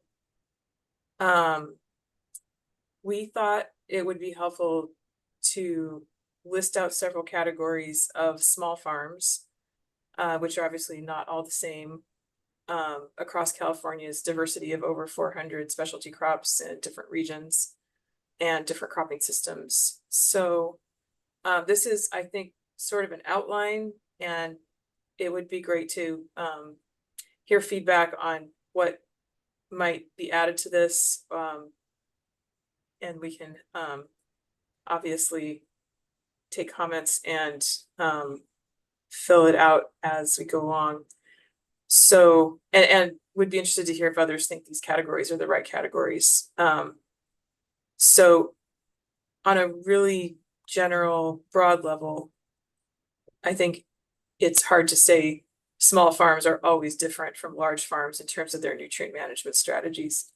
So that's why it's broken down by 3 categories, which are oversimplified, but for the purposes of looking at, are they operated differently in their nutrient management strategies that would impact water quality? So the first category would be farms that are small acreage, but are growing major commodities that are managed similarly to large farms. So let's say I have 15 acres of almonds or walnuts, or I have a 40-acre vineyard, and it's managed in a way that's similar to how that commodity is managed for whatever the scale of farm is. So we thought those types of farms are unlikely to have management that is substantially different enough to warrant some kind of other category or different kind of reporting or anything like that.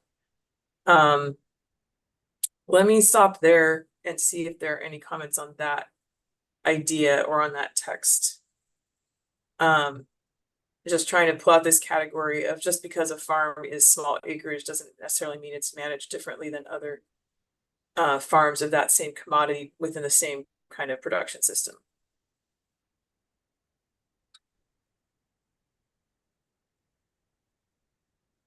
I have a question, and maybe this, Yeah. just in your experience in your work,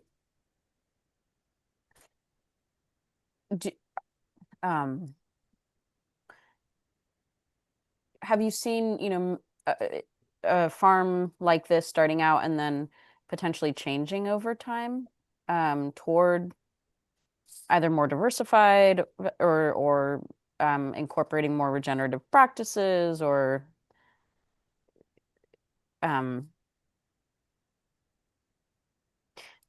Sure. And I'm not distinguishing between it's not organic or regenerative. I'm just going by the crop. Okay, I see. So the diversification is really a marketing strategy of adding more crops. So certainly many farmers make those kinds of marketing decisions or, you know, strategies. But I think that would then put them in a different category of farm. Right.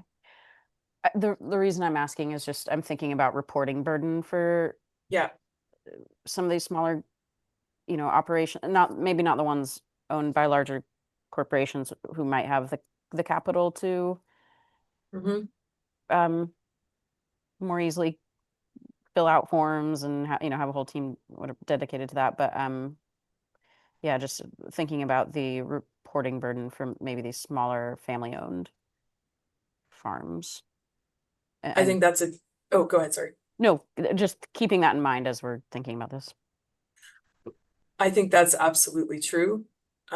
Maybe not having staff and also maybe not employing a CCA that would then have access to all of the fertilizer records. I'm not sure if that's what the charge question is asking, but I agree with that point completely. Right. Okay. Yeah. And we could note that. Go ahead, Ali. Thank you, Ruth. I think, you know, the categories you have is very clear.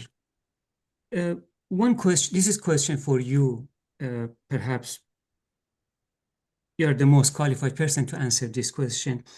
You know, we didn't address very much about nurseries in question 1. We have just in question 1, 2, a little bit. Do you think, can nursery be considered as part of diversified farming in your question here to enable us to address more carefully and, you know, comprehensively, or no? I think if they fall under the Irrigated Lands Regulatory Program, that we should address them in this question. I think that's a great point.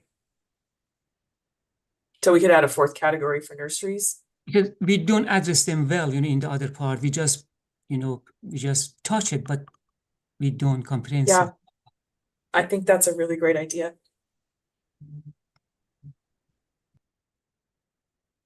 Richard?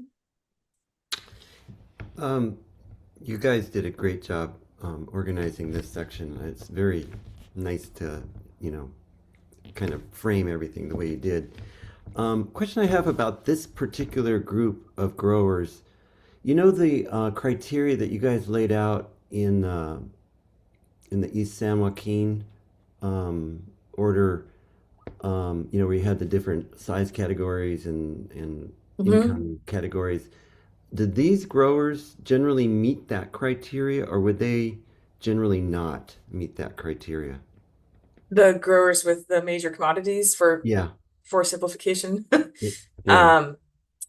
Generally not, because that requires diversified farms in those alternate reporting criteria in the East San Joaquin order.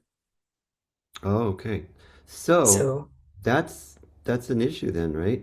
I mean, that puts them in a little more of a tricky situation, or how do you view it? So part of the justification for the alternate reporting criteria in the East San Joaquin general order is the difficulty of calculating R.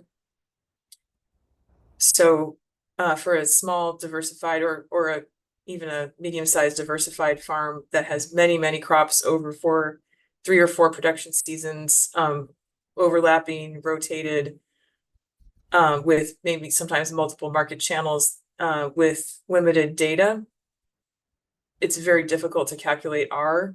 And even if you could, what do you multiply it by, and what does that number mean? Yeah. And that's part of the rationale for that alternate reporting criteria, is that R is, in my view, basically impossible to calculate a meaningful number for R. So the alternate reporting is to report A only and to use A instead of R, or A minus R, A over R, as a metric. And it does say initially in the East San Joaquin order, which the goal of eventually being able to use R, which I think is very difficult. So for category A here, those are crops for which nitrogen removal coefficients are generally known, and that yield data is easy to interpret. So if I have 20 acres of citrus and I know the nitrogen removal coefficient, and I know from my marketing channels what my yield was, that's just much easier to do reporting. Although I agree with Hannah's point entirely about regulatory burden being a scalable factor, right? That there's on the smaller end of farms, regulatory burden is a bigger proportion of somebody's time, and also I would call it an opportunity cost, that when you're doing that paperwork, there's other things you're not doing for your operation. And that opportunity cost is higher for a smaller farm that's independently owned. So does that answer your question about? Well, it does, and I'm glad that you're talking about that regulatory burden, and I think we might want to make some statements about that, because quite honestly, what I've seen is that is pushing some people out of business. It's not just this regulation, there's other regulations too that they're dealing with, and what food safety and on and on. And so anything that we can do to help the regions somehow reduce that regulatory burden for like these kind of growers that fall through the cracks, because they're just small, and so they're really very I think they're really very vulnerable. That's interesting that you mentioned regulatory burden. One thing I actually wanted to ask, and Sam, you can let me know if this is the appropriate place to ask this or not, but CDFA has commissioned a regulatory alignment study that is in a near final draft form, and it does have recommendations about the irrigated lands regulatory program with the goal of streamlining and reducing regulatory burden. So I don't know if the Water Board has looked at that, or if that is appropriate to include in this discussion, but it seems relevant to consider in some way, whether it's part of this panel or not. Mm-hmm. Say I know that that particular report isn't released, isn't publicly released quite yet. I know it should be in the coming months. If that's something you'd like a specific presentation on, we can certainly get that lined up for the group. And I think that would, yeah. I would. Okay, wonderful. Sorry to, Daniel, if you could just take a look at the direct message that I just sent you, that would be great. Sorry, Ruth. No But problem. yeah, we'll work on getting that set up. I think it would be great to just make that connection. Thomas, I know you had your hand up for a while. Yeah, I just wanted to point, I'm really appreciate the work that you guys have done on this question, and I don't really have any further comments. I did, on this reporting requirement, I added a section to question 4 that was shared in, I think, the version on December 2nd, that had a section on the A-R metric for small farms and for small, highly diversified farms, explaining how, the source area for domestic and irrigation wells relates to size, to land size, and to essentially justify why we wouldn't need to have, every plot and every acre accounted for. I think having, to a degree, you don't have R, but then you have to look at A, Right. and that needs to be reported. And I can see that I assume there could be some limits on A to make sure that there isn't some gross over application if you can't do it on A-R. So just absolutely. a footnote. Yeah. And I do think you can use A to identify outliers and excess applications. Yeah. Yeah, thanks. Daniel? I very agree with what others have said, that it makes sense to reduce the regulatory burden first, because data for R may not be known. It may also be just too much to ask to report all of that. I totally agree with that.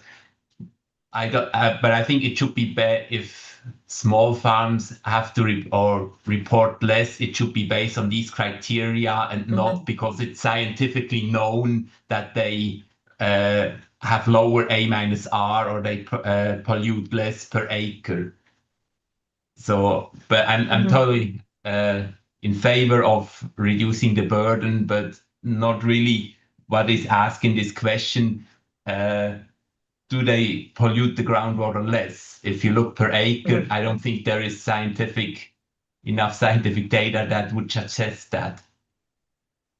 Well, our suggestions for that are in category C. So, and I agree. I don't think there's a lot of conclusive data that says this type of farm is absolutely no threat to water quality. The charge question is not about the regulatory burden. So I tried to answer it according to the charge question, but I agree.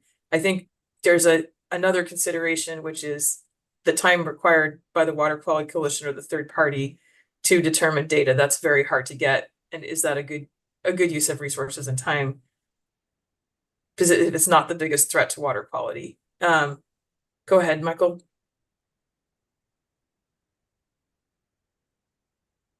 I pretty much, agree with what Daniel and Thomas said, and I agree, it's very well written. I guess, as long as I think they still have to report A, and help. Something else that I've noticed has been a useful tool is sort of at the end of the season, look at how much nitrate's in your soil profile. Yeah. And maybe that could be one of the low risk categories if they can show, the end of the season with a pretty low amount of nitrogen in the profile, then and I don't know what that would be, but they would be in more of a low risk category. I think that could be added to the items in category C. Maybe we should go there since we're talking about it. Ruth, I have one question for Michael. Michael, is there a recommendation for soil testing at the end of the season? Well, if you want to, show that you're a low risk, that with the A, and then, if the A is reasonable and you don't have much nitrogen left at the end of the season, that would tell somebody who's looking at the data that they're on the low risk side. But I'm not mandating that. That would be optional, only optional, not mandating that. Yeah. Well, Oh, go ahead, sorry. No, I was saying you should go ahead. Yeah, that's one. Well, I'm going to skip over B and let's come back to that because we're already talking about C, and I think this is the right conversation to have about C. So B, just real quick, is crops that we don't know as much about, niche, emerging, small acreage crops that are not major commodities. They're not almonds, citrus, grapes, pistachios, walnuts. We don't know as much about their nitrogen removal, or how much nitrogen they need. We don't have maybe fertilizer guidelines or removal coefficients for them. So that's a different category, but let's go to the one we're talking about, which are the ones that might be lower threat to water quality because of their management practices. So, and this is the true small scale diversified farms category, usually selling to markets that are more direct and local, because really diversification is related to marketing strategy. So, for purposes of starting with definition, defining it similar to what's in the East San Joaquin order, with crop diversity being more than 2 crops per acre, and then a maximum of 80 acres, which is from DWR's current eligibility criteria for small farms technical assistance. Go ahead, Hannah. Yeah, and I think I just wanted to, this is sort of in response to Michael, and then also to this paragraph, that we did some work on 28 different fields across 16 farms in the Central Coast, and did find that these small scale diversified farms had much lower nitrate at the end of the season, down to 2 feet. Just as a Yes, as a plug for this. could you add that in your comments on this question? Mhm. That'd be great.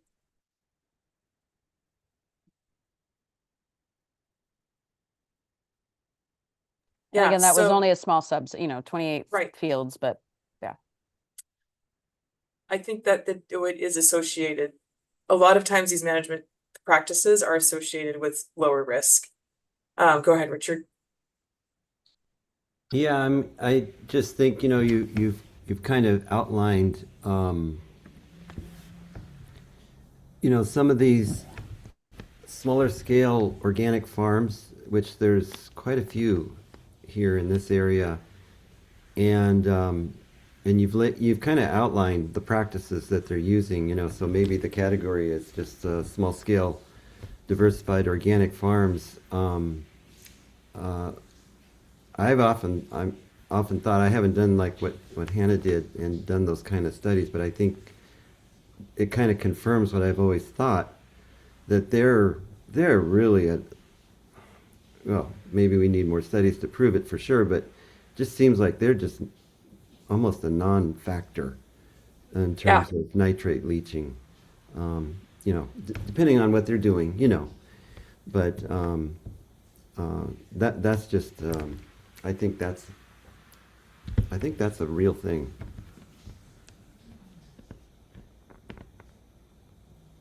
I agree, and I didn't put all the data sources into this, but we could definitely add whatever we know about. And there's also Eric Brennan's work. So, I think everything here, there's research on those practices. And then when you combine a number of them, I think you really do have a very low risk or low threat category, whatever you want to call it, that it's much less likely to impact water quality. Daniel?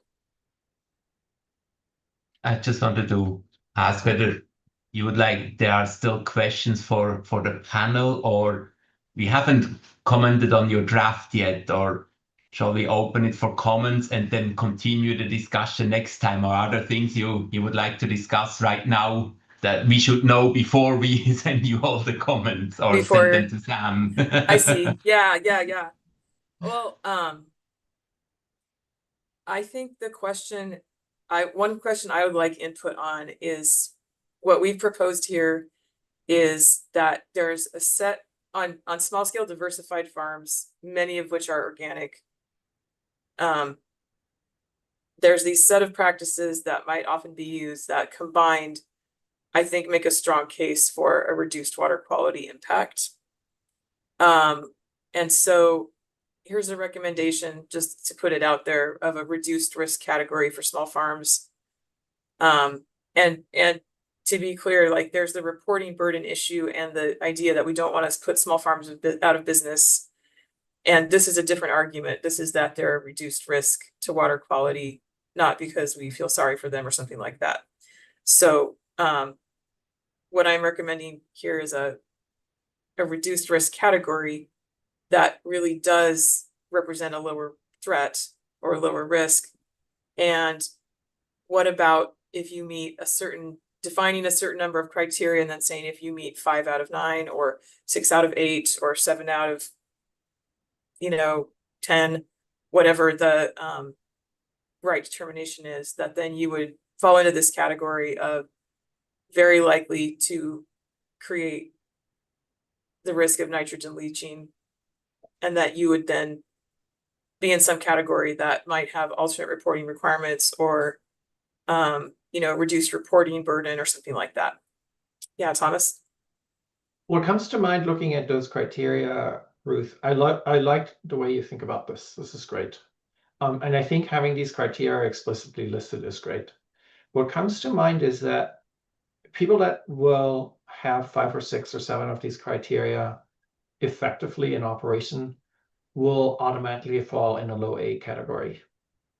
So if for these smaller diversified farmers where we don't have R, or we have limited amount of information on R, if that's the case, if that's then going to fall back on just reporting A, or if there is an R, then it falls back on reporting A minus R. They will, to me, it seems that they will automatically fall then into a low, into a group of growers that have a lower risk to water quality and that will meet standards that are going to be there for the entire group.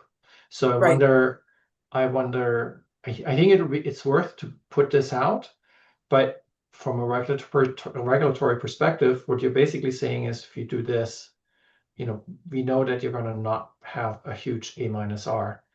You're probably going to be in the lower 50th percent, in the best half of the group, and so that should protect you from, further regulatory burden. Right. And the burden. To the degree that we address the regulatory burden on the small farms by recommending that maybe the reporting be simplified, I think that we can capture that on the reporting side. Right. But I think that's what the rationale for this question is, because the whole reason is the regulatory burden. That's why this question came up in the East San Joaquin General Order. So it's really connected. So I agree. If you impose limits or targets, these farms are not going to exceed them, right? Yeah. Like that's obvious. But I think it's also like their reporting is so much more complex. If you can imagine, all the different organic amendments and all the different crops. And so the idea is, to make it so that they don't spend all of their time on irrigated lands regulatory program reporting, what's the right balance there of doing reporting so that they are, it's not an exemption or an exception, like everyone obviously has to participate, but what's the right fit? And so it's not a one size fits all, and that it's meaningful for them. Because the other thing that I'll say, just in terms of the question 1 and 2 has that reference to long-term sustainability of the program. I do think the more engagement is meaningful and makes sense for the operation, for the scale and diversity and mixture of crops and amendments that are being used, the more people are going to naturally engage in these processes and, do their part. So I think that also makes sense from a long-term buy-in kind of perspective. Would it make sense? Do I hear you say that essentially we have then two major rationales for having a different reporting requirement for these small diversified farms? One is this part that you're showing here, and the other one is that from a groundwater perspective, it doesn't make sense to have these small farms account for every plot and every acre separately. Right. just because they grow so many different crops on a small acreage. Right. I think those are both true. And then the third thing, which is not in the charge question, is the regulatory burden and the unintended consequences of that. Mm-hmm. I apologize for jumping in. Just one note that for your January 7th work group meeting, we do have some outside folks coming in to present specifically on small and diversified farms as well as organic amendments. I know you've all been asking for all of those for quite some time. We're at 5 o'clock. I know that you still have the outline to get through and one additional question, but we have to touch base on the work group charter and get some scheduling work done before we transition over to presentations. It kind of needs to happen now, but Daniel, I wanted to touch base and see how you wanted to handle the discussion. Yeah, if I may briefly say something. So please, everybody on the panel, read Ruth and Ngodu's draft and send feedback to Sam so that he can compile it. And then also for January 7th, we haven't discussed question 9 yet. So I think on January 7th, that should be the first thing. And we have the outline to discuss for the final report. There's not much time left. I don't know, Thomas, do you want to briefly give an overview or in a few sentences? Yeah, I mean, I think you came up, and then I think it was Ali made some suggestions on how the alternative report can look like, and I think your suggestions were I like your suggestions. I think it makes a lot of sense. What I would suggest is, and let me share my screen, and then very briefly, because Sam wants to talk about my the charter. suggestion We have a is guest speaker. that we go with this, and then I have to click this twice. I always forget. That let me look at this way. If we can, so you had you've moved a few things around. So now we have an executive summary, some background, including on end cycling in soils, end cycle pools, farm systems overview, then a response to the questions. And I think that's you specifically wanted a question on this response explicitly here, and then this additional information on these various points. So I like how you structured this. So we have summary, background, response, and additional information and conclusions. My main, if we can agree on this, and I think if we were to move things around a little bit later, that would be okay. But I would suggest, rather than us editing in the current responses to the questions, if someone would volunteer to put what we already have into this format, so that we actually start editing the same single document, that would be amazing.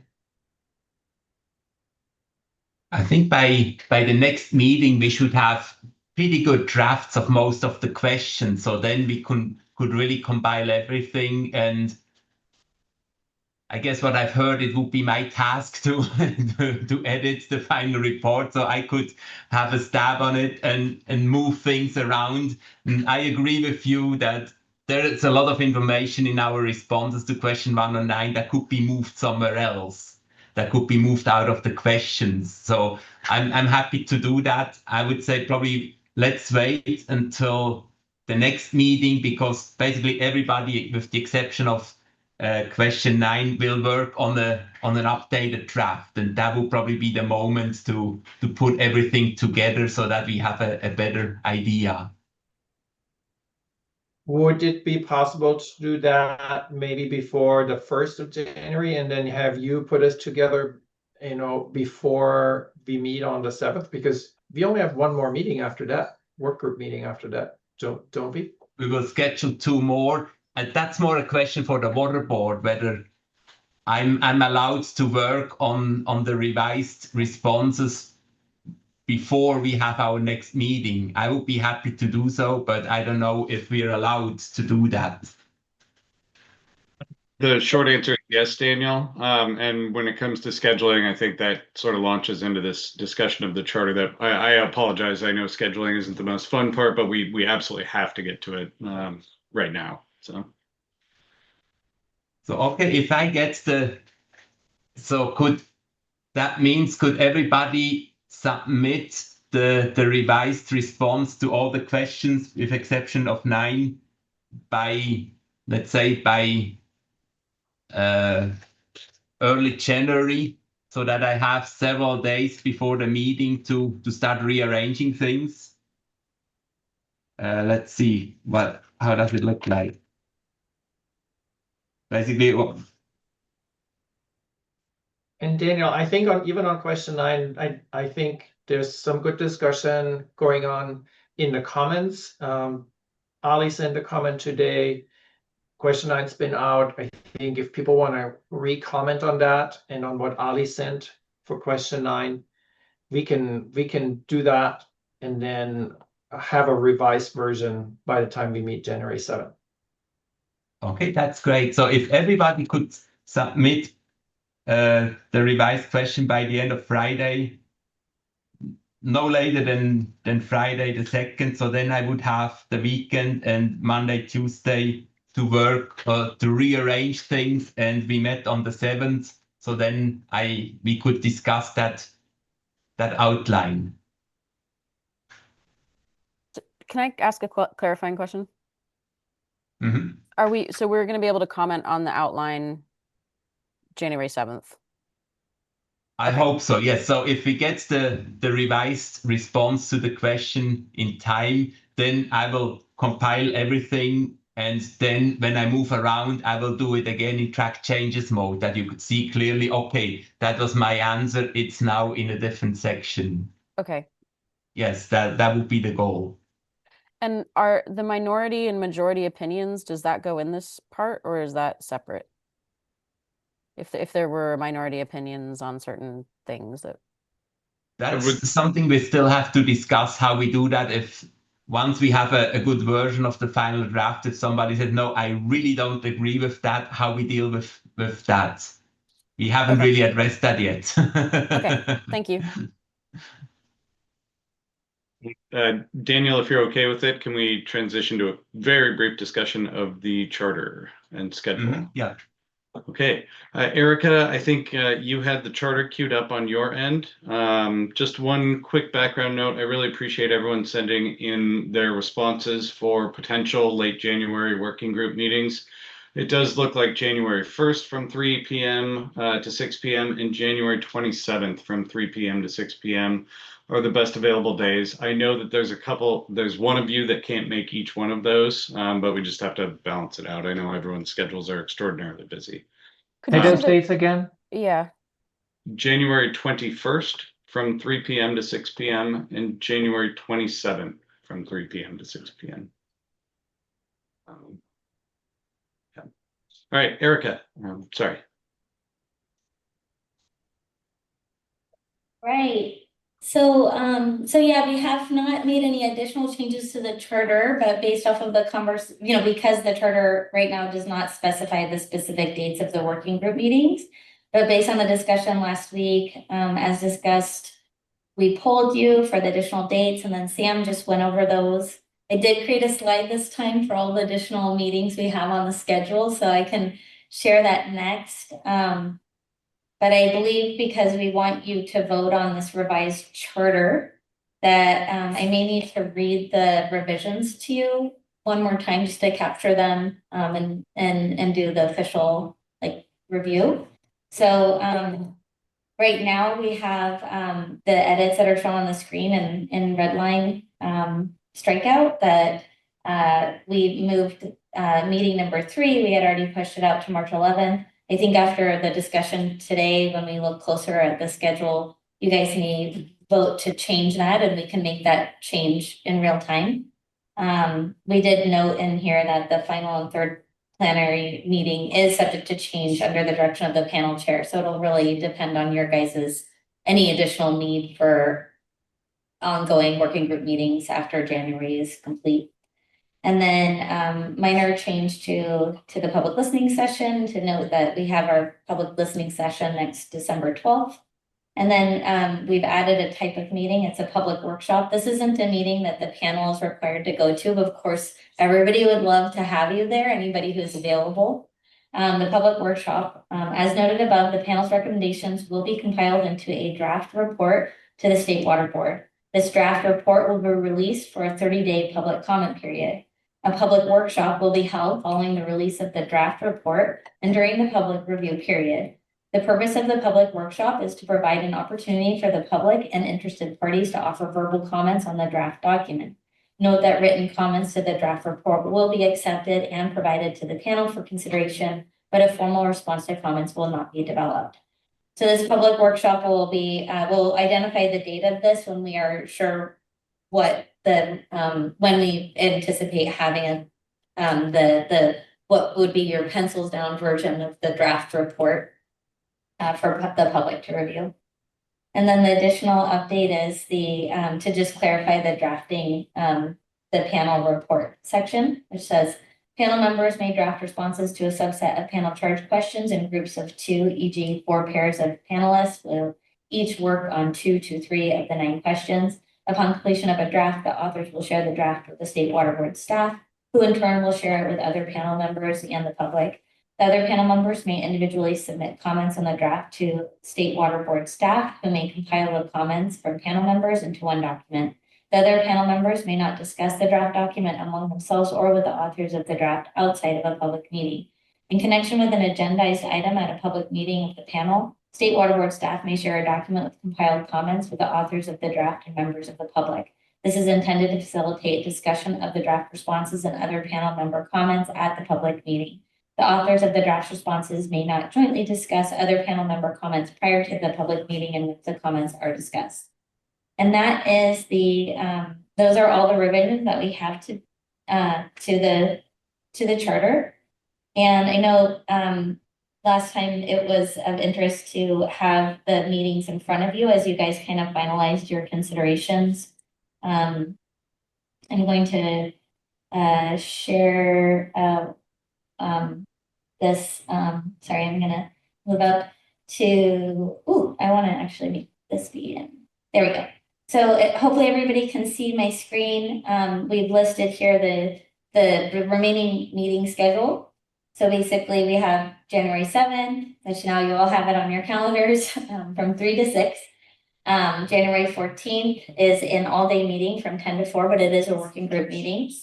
And then now based on the poll, we have January 21st that we will add to the calendar and send out a public notice for. That'll be a working group meeting from 3 to 6. And then January 29th, based on the poll, another working group meeting from 3 to 6. Sorry, Erika, you said January 27th. So is it 29th or 27th? Oh, I'll need clarification from Sam on that. I think I thought I captured the 29th, but Sam, what was the?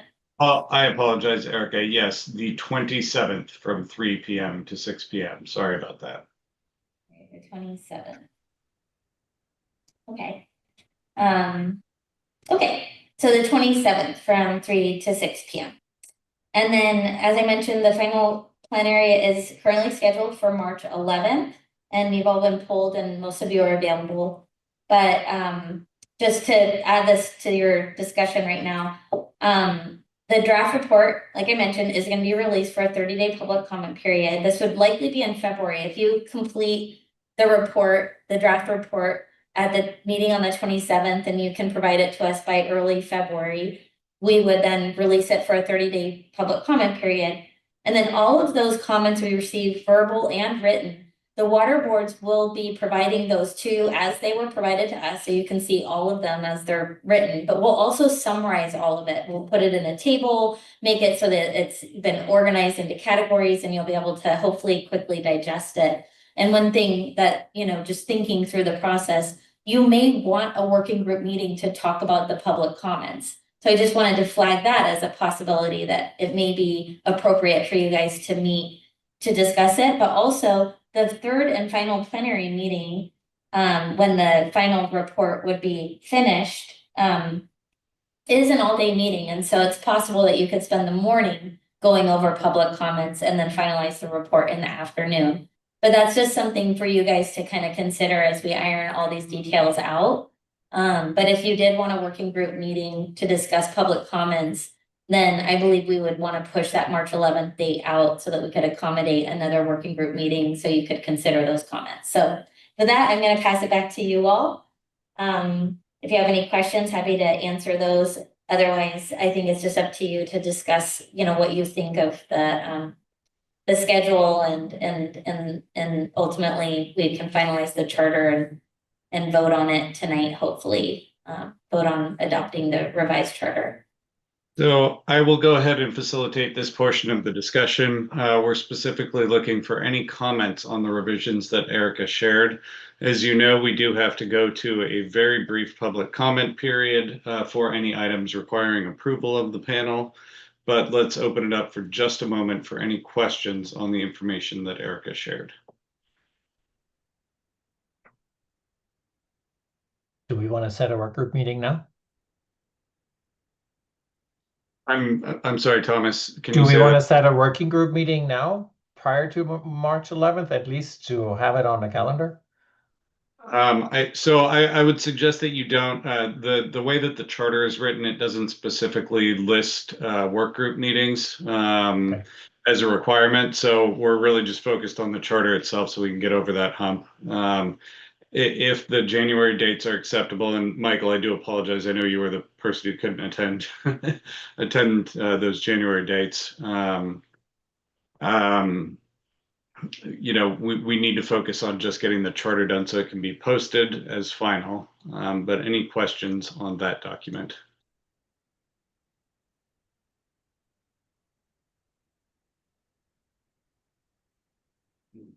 And sorry for moving so quickly. I do want to make sure we get to your presentation and general public comment.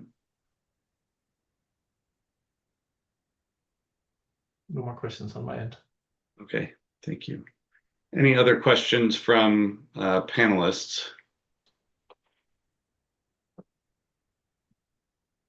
Yeah. Yes, Michael, please. Is there an alternative way for me, to participate if I can't attend those two meetings? Because I have to speak at other meetings at those dates. I understand. Yes, certainly we can always get you the recordings, and at a minimum, there's always the opportunity to comment on it, but we can work with you between meetings to make sure that you have all the information you need to be up to speed and are able to comment on any of the drafts and provide responses. We're allowed to speak, so we can also meet outside before or after a work group meeting.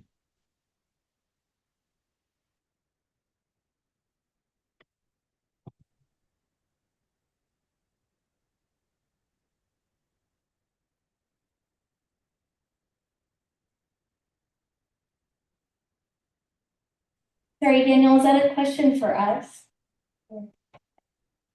No, that was a comment. Mike and we are the team working on the question. So we could also, I think it would be legal for Mike and myself to meet before or after a meeting. And if Mike has some concerns, I could then bring them to the board or to the panel at the next meeting.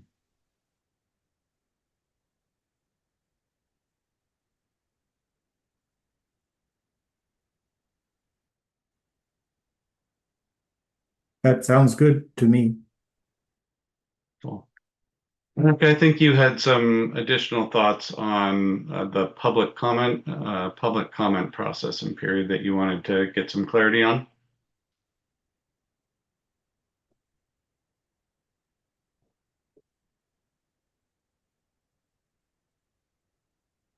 The thing I was flagging. Yes. Okay. Yeah, I actually think it would be really useful to know if the panel thinks that they would want to have a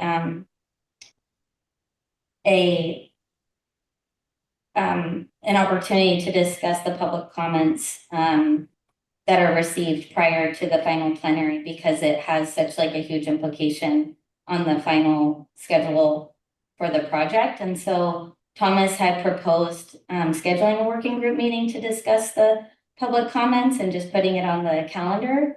And so I guess I did want to revisit that if possible, if others agreed and thought that's a good idea, or if it's preferred to put that off until later. I just, there's a lot of moving parts, and the more we iron this out now, the easier it'll be for us to pull everybody for the best date for that final plenary. And it'll be based off of all the different meetings we're trying to schedule in between now and then. Thank you for that clarification. Ruth, you had a hand up. Yeah, I like the idea of having a meeting to discuss the public comments. Could you give us a sense of what the timeline of that might be and how it fits with the other dates? Absolutely. So basically, the way that I imagine this would work is if the final draft report is ready to be shared in early February. So you guys, maybe the January 27th working group meeting really is the final meeting that you guys need to finalize the draft report. Then we would issue that report for as soon as possible, but it would take us a week to prepare it for posting. And so we would basically have that up between, by the 9th of February, for example. I think we would be issuing it for a 30-day public period. And then we would have the comment period close on or around March 10th. I don't have a calendar in front of me, but so, somewhere approximately 30 days later. And then we would need probably, I want to give our team 2 weeks to compile everything and organize those comments. We can share them all with you as they were received as soon as possible. But in terms of organizing it into categories and trying to make, we anticipate a lot of comments. Previous ILRP comments on documents have received many comments. And so we anticipate that you will receive a lot. So it'll be useful to have it summarized. And then, so that would put you guys at having that material in front of you on or around March 21st. And then you'd have to move the final plenary meeting out farther. Is that right? That's correct. So if you had a working group meeting after that, then we would try to schedule it for the end of March. And then we would have the final plenary, hopefully maybe sometime in the first couple of weeks of April. So should we just schedule March? So you don't think March 11th you would have compiled comments back to us so we could have that work group meeting on March 11th? I think it would be a big push to try to do that. I'm actually looking at a calendar now. So it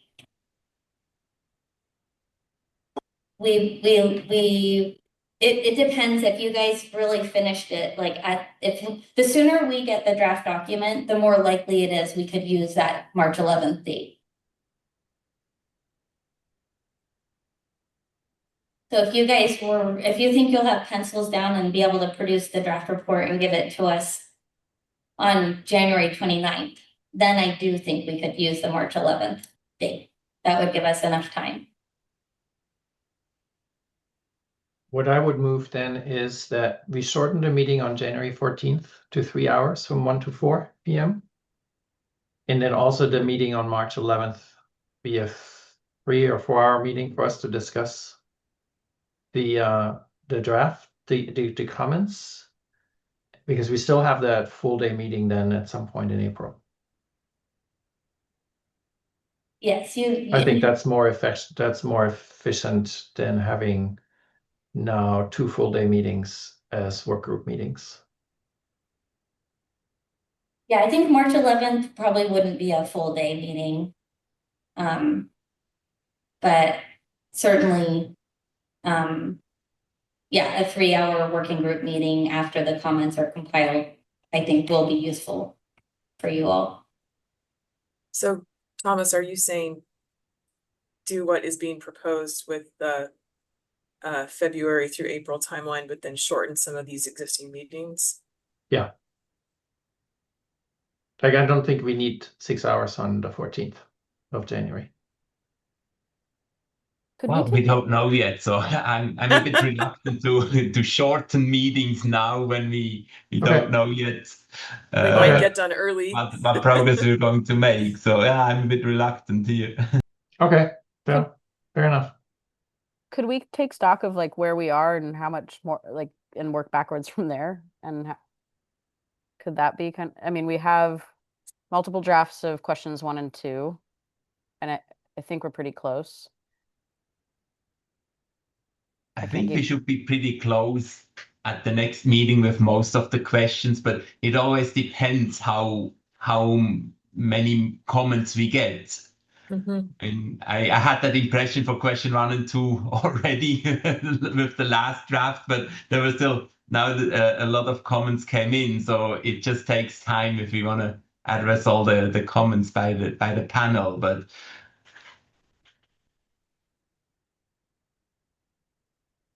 So a question for staff, since we have at a minimum the January meetings laid out, I know that there's a question of, to Thomas's point, the length of the meeting on the 14th. Do we have enough information to get those scheduled? And I only put this out there because I know how challenging scheduling can be on the fly live when we're thinking through a lot of different moving parts. But is that enough information? And I fully recognize that there are much larger scheduling implications depending on how far or how long the panel is working on the actual report itself. But 7th and 14th are already booked, and the notices are being finalized and should be issued in the next 10 days. So those two, the 7th and 14th, are set. And we currently have the 14th as the 10 to 4 p.m. working group meeting. So we would have to revise that if that was changing. But I think I heard folks say they preferred to keep that one just in case. And maybe that would be a way of getting pretty far along with the compiled report. Okay. And then the 21st and 27th could be noticed as well. Yeah, so we will do a separate notice for those, but I already checked and there's rooms available, so we're set. We're good on the 21st and 27th. Wonderful. Well, I know it would be great to get through the scheduling into March and April, but I really do think there's so many moving parts, it might be challenging to do it in a very short period of time right now. If I could just ask folks for any final thoughts on the schedule or on the charter as revised. Ruth, please. Just briefly, I support having additional time because we also have some more presentations scheduled. We do, including 2 this evening. So.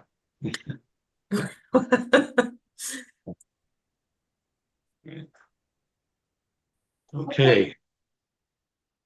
And then we are going to open up, I guess we want to, before we vote on the revised charter, we're going to do public comment. That's correct. Yeah. So at this point, for members of the public joining us online, we want to open up just a conversation on the draft charter to public comment. I would ask if you're interested in, again, providing comment only on the draft charter, you please use the hand raise feature. We'll read out your name and then unmute you in order. And please limit your comments to no more than 2 minutes. We'll go a little bit longer for general public comment at the end of the meeting, but for right now, if you have a comment on the charter, feel free to use the hand raise feature and we'll get you in the queue. Any comments from the public on the revised charter?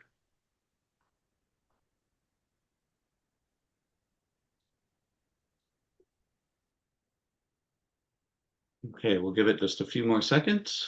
Wonderful. All right. With that, because this is one of those formal documents that we need your kind of official vote on, I'll go ahead and read off your name in order, and if you can just say if you support the revised charter as written, aye or yes is fine. May I add a comment, Sam? Please, Daniel.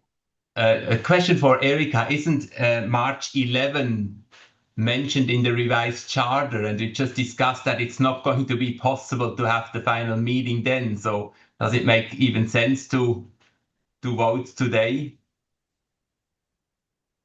Yeah, I think that we added a clause that it's subject to change at your direction.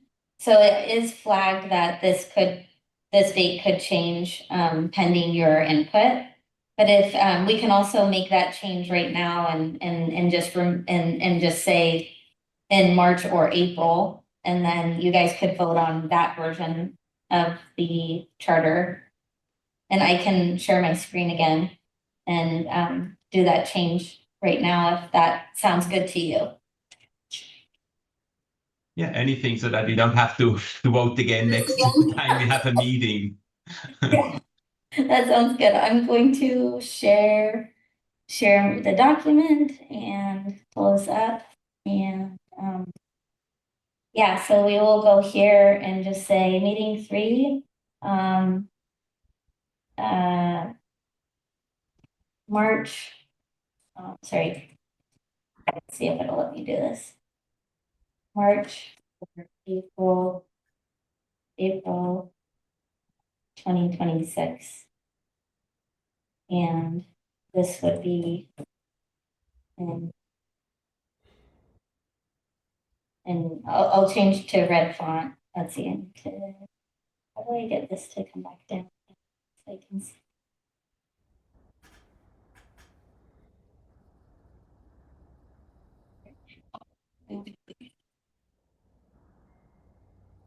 Okay, red. Okay.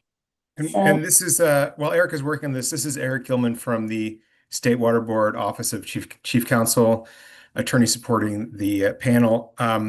If this looks good to everybody, Chair, I would ask that you ask for a motion to adopt the charter with the additional late changes and a second, and then Sam can take a roll call vote.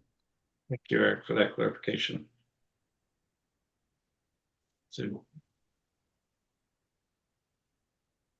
So as Eric mentioned, Daniel, if you could make a call for a motion to approve the charter as modified, and then we'll need a second. Okay, so can we have a motion to adopt the revised charter as outlined by Erica and seen on the screen? I so move. I have a second. I second. Richard and Hannah. And then Sam, you do the roll call. Wonderful, thanks so much. All right, so I'll just do a quick roll call in the order that you appear on my screen, starting with Ollie Montazar. Yes, for me. Chair Daniel Geisler. Yes. Michael Kahn. Yes. Richard Smith. Yes. Ruth Dahlquist-Willer. Yes. Godu Atume. Yes. Miss Harder. Did I already get you? Sorry, your names are jumping around all over as you mute and unmute. Thomas, did you call my name? Yes, Thomas. Yes. Yes. Sorry, I didn't catch that. That's okay. Hannah Waterhouse. Yes. Wonderful. Did I miss any of our panelists on the screen? Okay. Wonderful. The motion passes. Thank you all very much for bearing with us on that. At this point, we want to go ahead and transition over to our presentations on nursery crops. We're joined today by Gerardo Spinelli and Bruno Pitten, who I believe have presentations, and staff, if we could just make sure that they're promoted to co-hosts so that they can share their screens and unmute, that would be wonderful.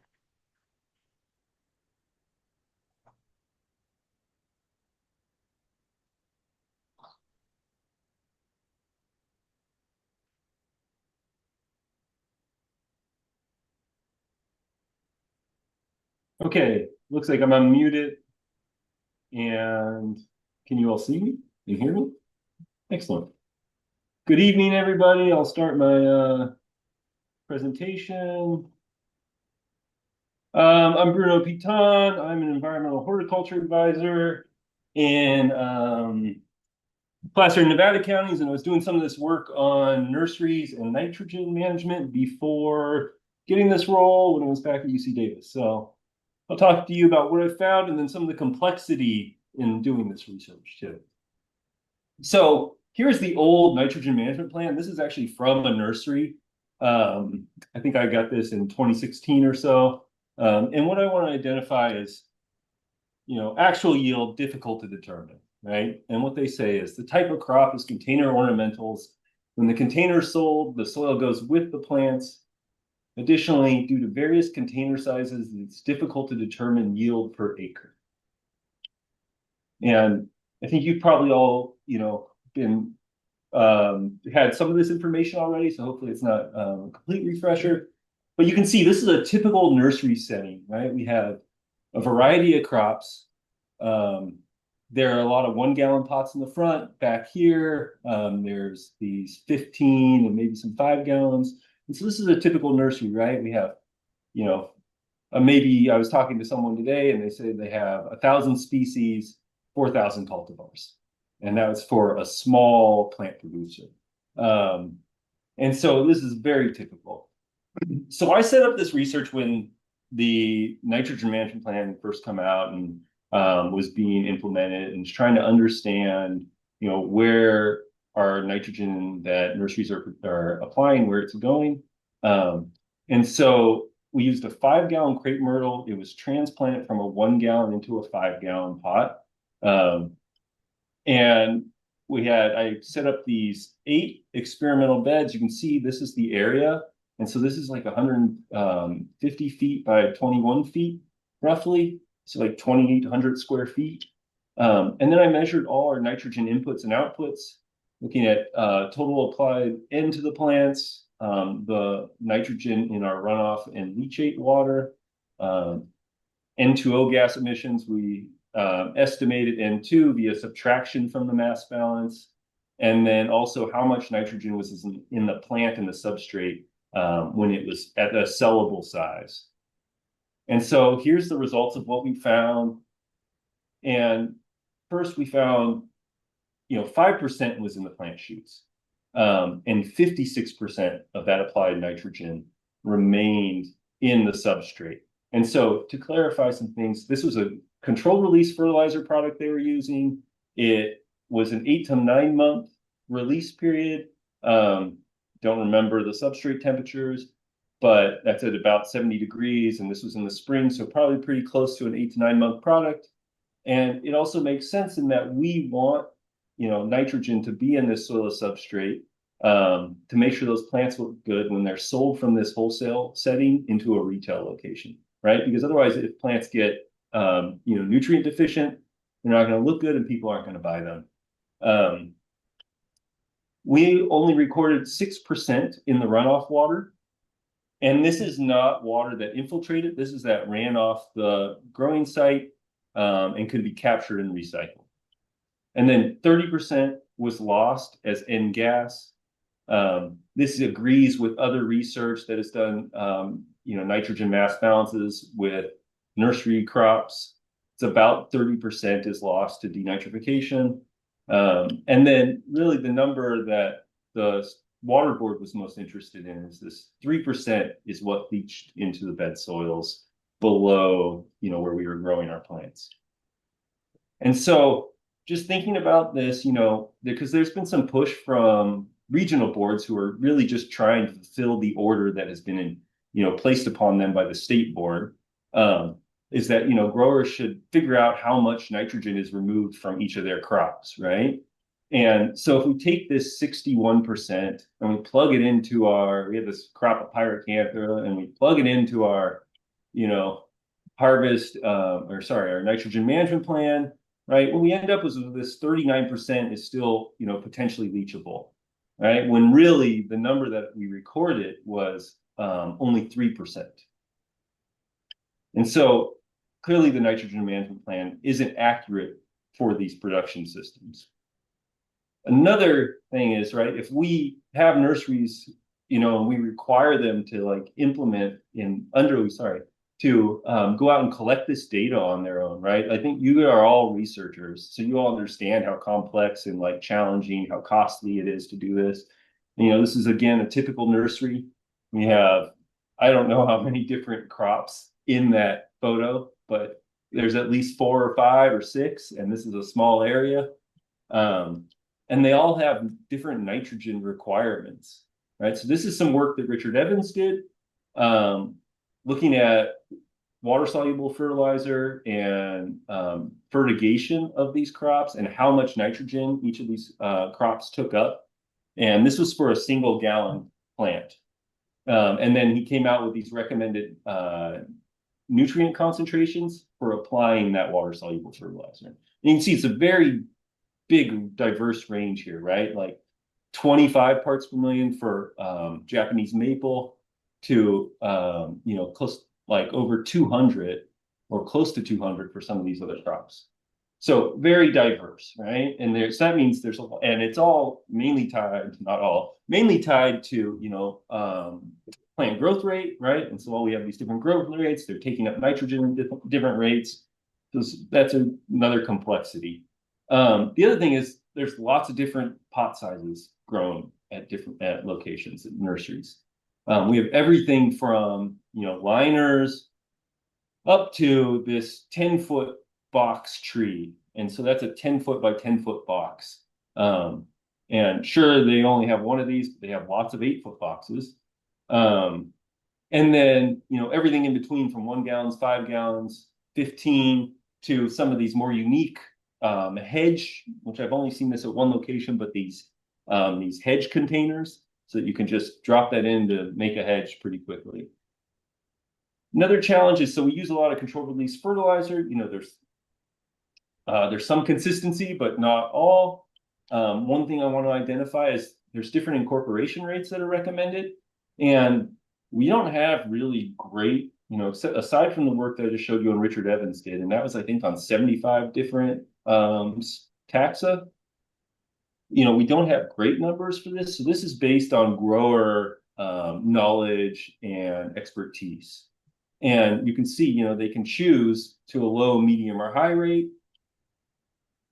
Again, if we're also dependent on environmental circumstances for our nutrient release with these controlled release fertilizers, right? So, irrigation in some situations and temperature in others. And so depending on our environmental conditions that year, we may get more or less released. And then we have different formulations of these products too. And this one's, ammonium and nitrate, but they can be urea based. And so this, again, adding more complexity. So here's some work that I did and looking at nitrogen release of 4 different fertilizer products. We applied the same amount of nitrogen of each of these, and we used the brand names Apex, Florican, Osmocote, and Polyon. And then they were all these, most of them were 18, actually, I think we're 19% nitrogen. I think this Florican was 18%, if I recall correctly. And what we did is we incorporated into soil substrate in the 1 gallon containers. We kept it in the lab, so at room temperature, so 70-ish degrees. And we kept it at container capacity and measured leachate over time, over the life of the product. And so they were all 3 to 4 month products. So we should have captured the entire release of these, which we may have for some of them. But what I want to point out is they released at different rates. And so if you harvest somewhere in here, you're going to get, and you're using a different product from someone else, you're going to have a different amount of nitrogen left in that substrate, in that controlled release fertilizer. And then even at the end, potentially, you're still going to have different amounts of nitrogen in each of these containers. And that was some work I did with Jim Owen. Also, another thing, right? We don't have standardized fertilizer practices in the industry. Some growers are using controlled release fertilizer solely. Some are using water-soluble fertilizer solely. Some are using a combination of those.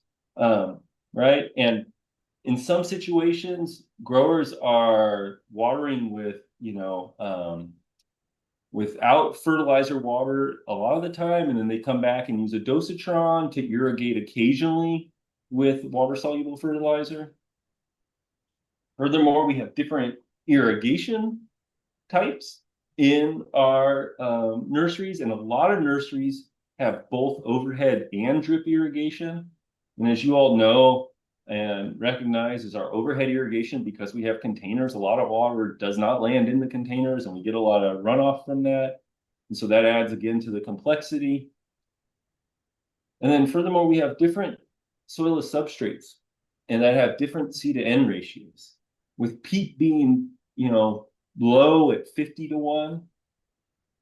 Sawdust could be close to 1,000 to 1, right? And this all affects, especially with and then we have, some coconut coir near 70, our Douglas fir bark around 500, right?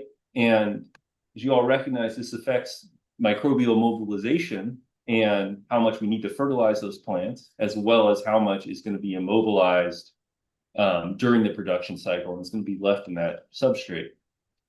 And, again, I did this for a single crop, single substrate, single fertilizer, single irrigation practice. And so, my results are informative, but obviously they don't have, we need to do more research on this if we really want to implement these R values. Because again, diverse taxa and pot sizes, as I've said, it's really costly to determine these removal values. I was working on that at the time as an SRA and a grad student, and working 60 hours a week to set this thing up, and then going out and doing all the sampling, the cost of the analysis, right? And to put that burden onto nurseries, I think is going to be cost prohibitive. The last thing I want to point out is that the nursery industry, based on some calculations I've done, in California, it's about 70,000 acres. So that's 5% of almond production. And it's a pretty small area.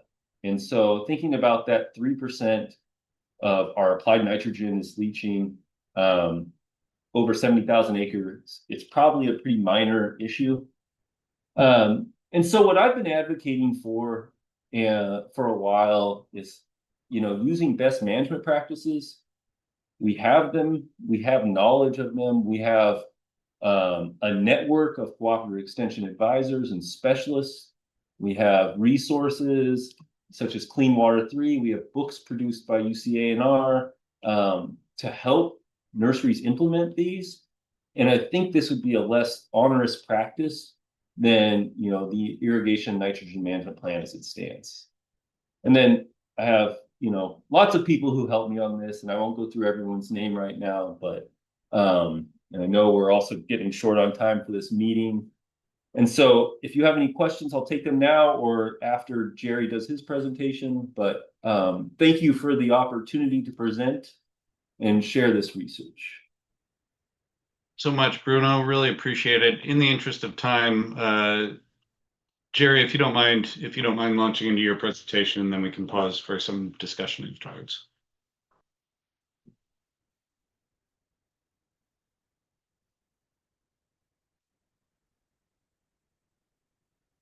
All right, hello everybody. My name is Jerry. I am an advisor with the University of California Cooperative Extension in San Diego. And today I'm having trouble sharing my presentation on Zoom. And so to buy time, just let me say that I am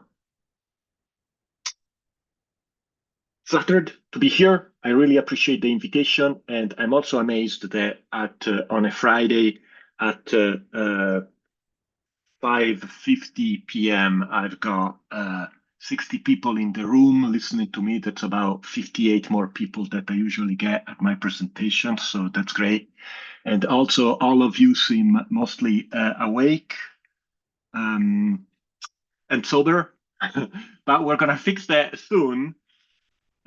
because my presentation is gonna only last for 10 minutes. And so I agree, I hope you can see my presentation now. And I agree with with much of what Bruno has said, and believe me, that doesn't happen very often. And Michael asked me to show some of the practices that we use. And I'm going to focus particularly into San Diego and Los Angeles in nurseries and greenhouses. And but also this is a lot of things that Bruno and I and our colleagues do. We do trainings on farms. We teach growers how to use pH and EC and various methods to measure weather and how much fertilizer they need. I believe you're all seeing my presentation. Just nod if you would.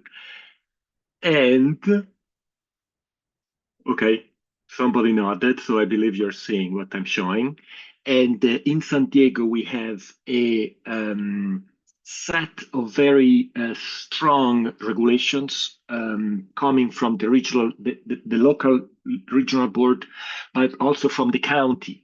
And so the two main rules that all the growers in San Diego region, which is mostly the same as the San Diego County, need to follow are only rain down the storm drain. So you can discharge, but you can only discharge rain. It cannot have any kind of pollutant.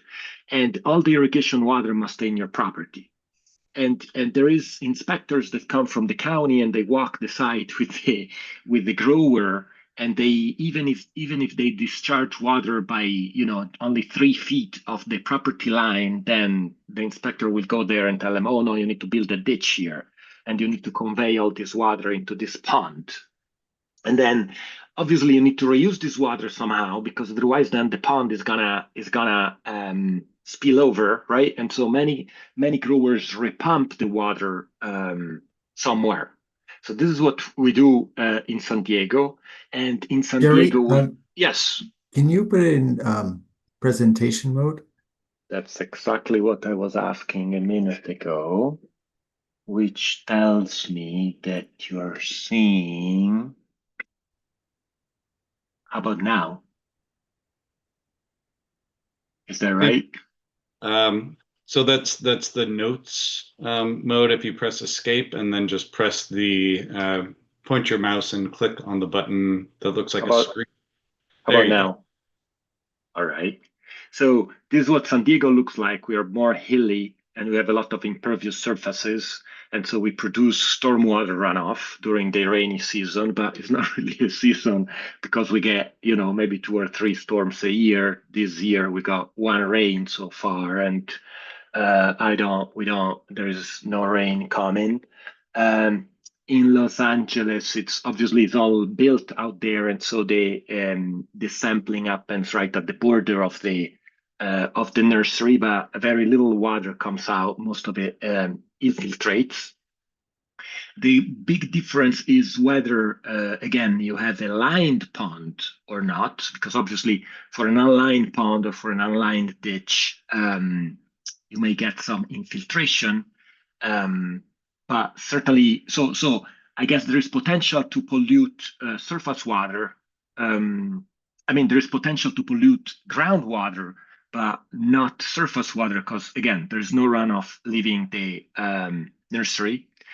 The county program, they're very intense about the grower having some way to change the management from stormwater from dry season to storm season. And so there are these bypasses. And so during irrigation season, the water comes here, runs off from the beds, and then it goes into this pipe and it's collected in a pond. And then when it rains, they get this cap, they cap this pipe here, and they open these pipes and the water goes straight into the storm drain. And so they call these bypasses, and they want to make sure that the grower, again, has some way to separate the water here and there. And again, with the objective to avoid having runoff water going into the storm drain. Some growers have lined ponds, and this is one of the advanced ones. They have this big lined pond, and then they repump from the pond, and then they treat the water here with chlorine oxide, and then they store it in these big tanks, and then they recycle it. So this is kind of an advanced management. And again, this is another example of a lined pond, although not a lined ditch. Some growers also have sedimentation ponds for stormwater, and some collect the water from the impervious surfaces, so it goes directly into the stormwater ponds.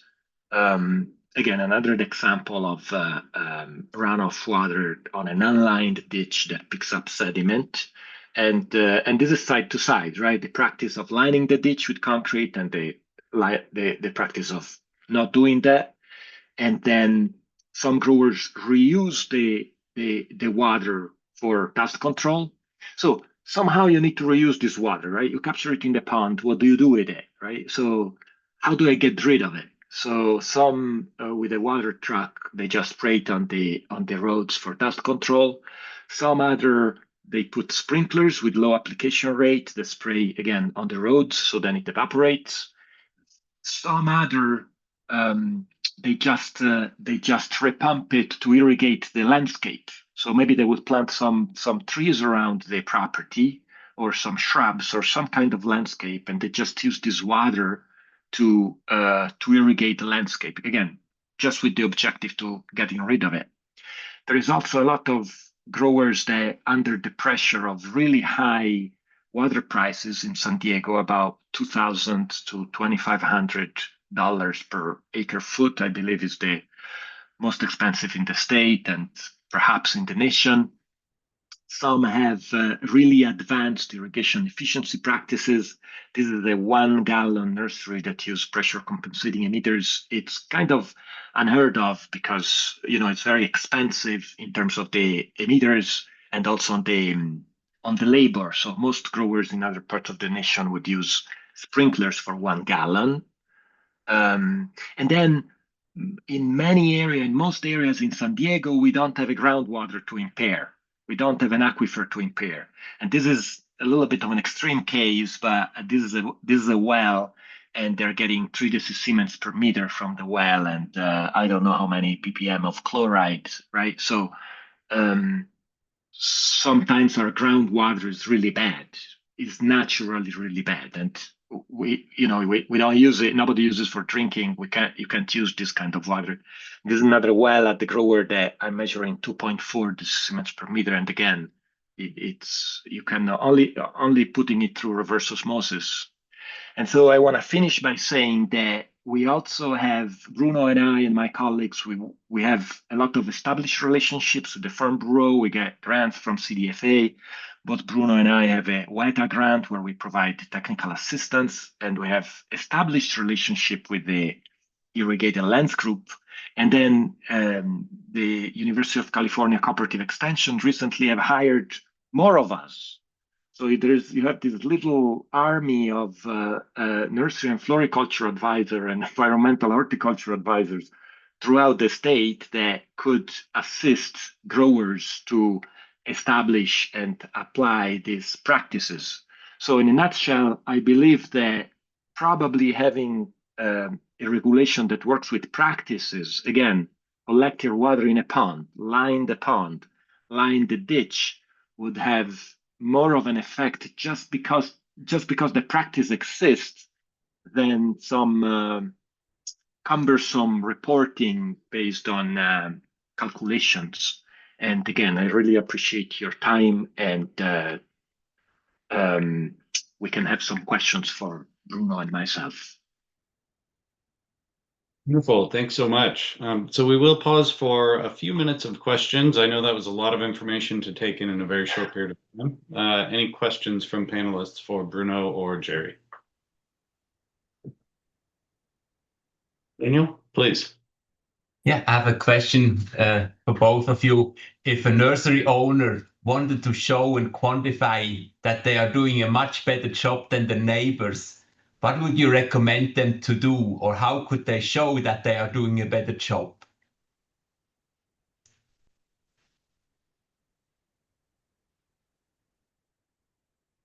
Jerry, do you want to take this one?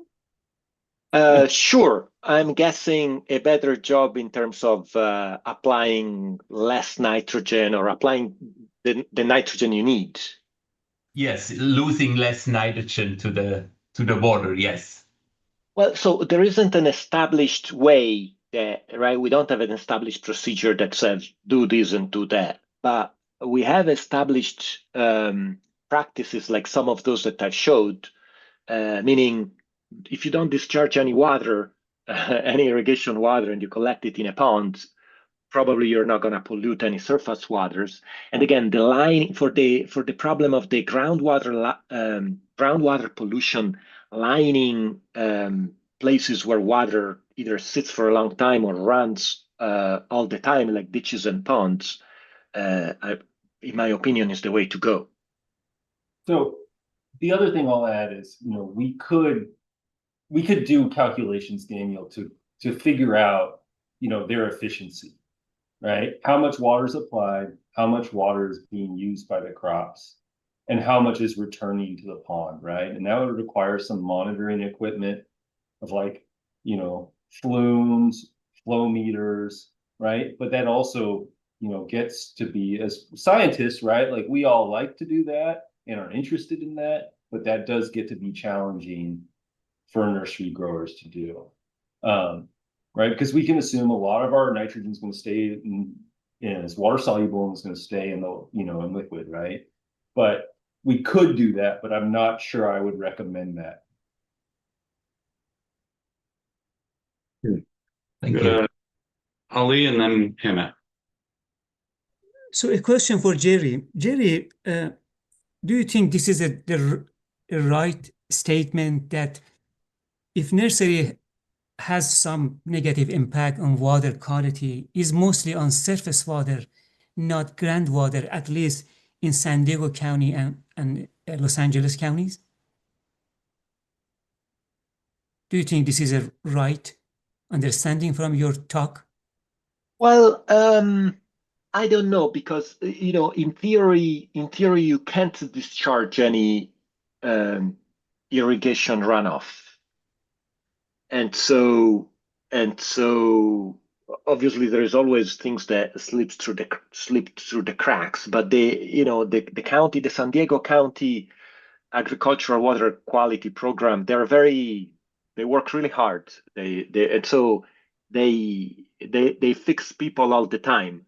And also, these are regulations that have been here for a long time. And so, growers have accepted them as, death and taxes as one of those bad things in life that we need to just abide by. And so there is very little pushback, right? So these are regulations that are accepted by the industry.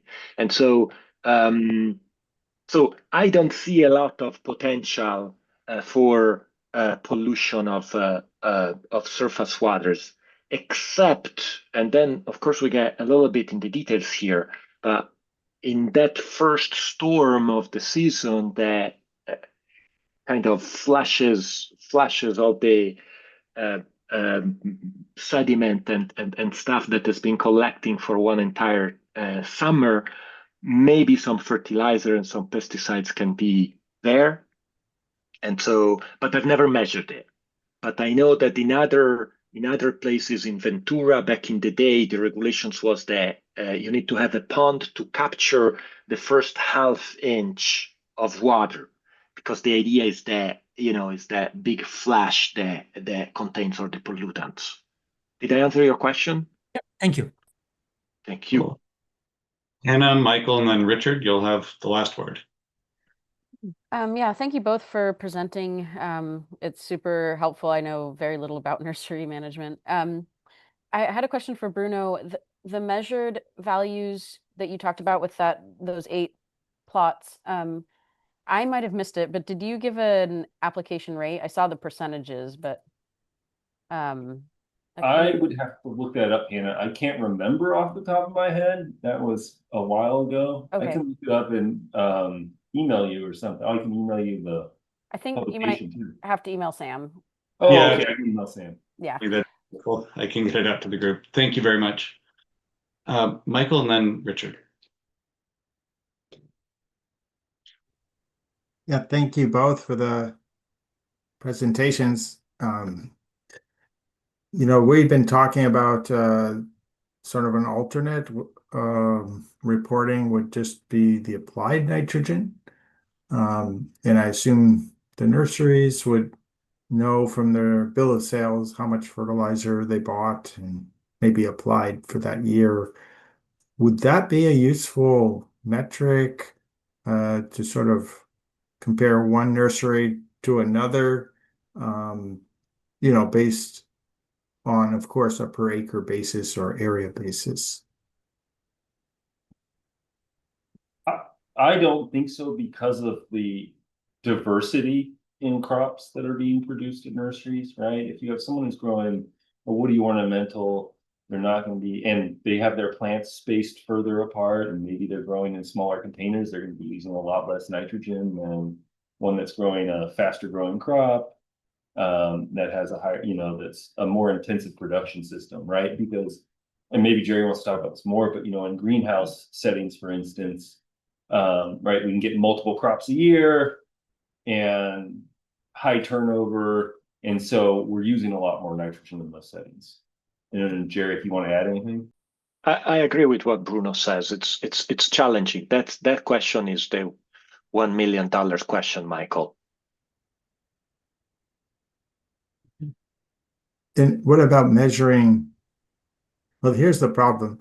If they're not discharging, but they're putting the water on roads, unlined ponds, so it is infiltrating, is there any way to evaluate that? Like what the amount of discharge to the groundwater would be? To quantify it, to measure it? Yeah.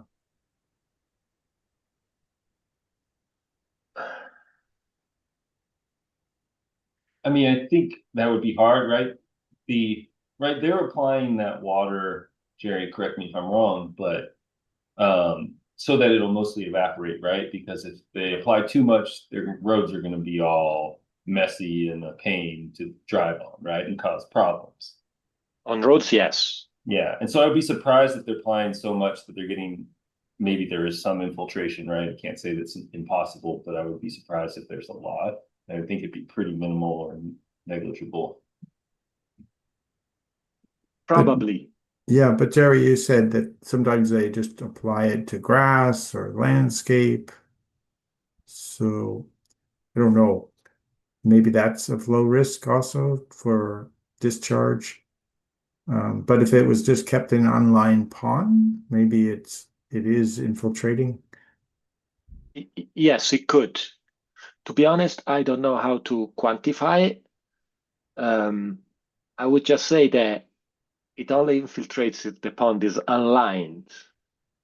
And so some of the regulations that seem to be coming down the pipeline for our region, for San Diego, is that we hear that the regional board with the next ag order they're going to ask that all the ponds needs to be lined.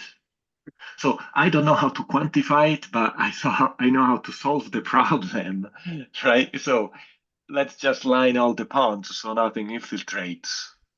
Mm-hmm. And, in the psychology of the grower probably would also be, I mean, it's an expensive practice, right? I mean, it's not easy, it's not cheap to line a pond, but at least it's some effort that just by existing, it achieves the goal that we're all trying to achieve, right? Instead, the quantifying, yes, we quantify it, and then what, right? So that's my opinion. I think it'd be worthwhile to add something else to that, is that, where Jerry's located, water's really expensive.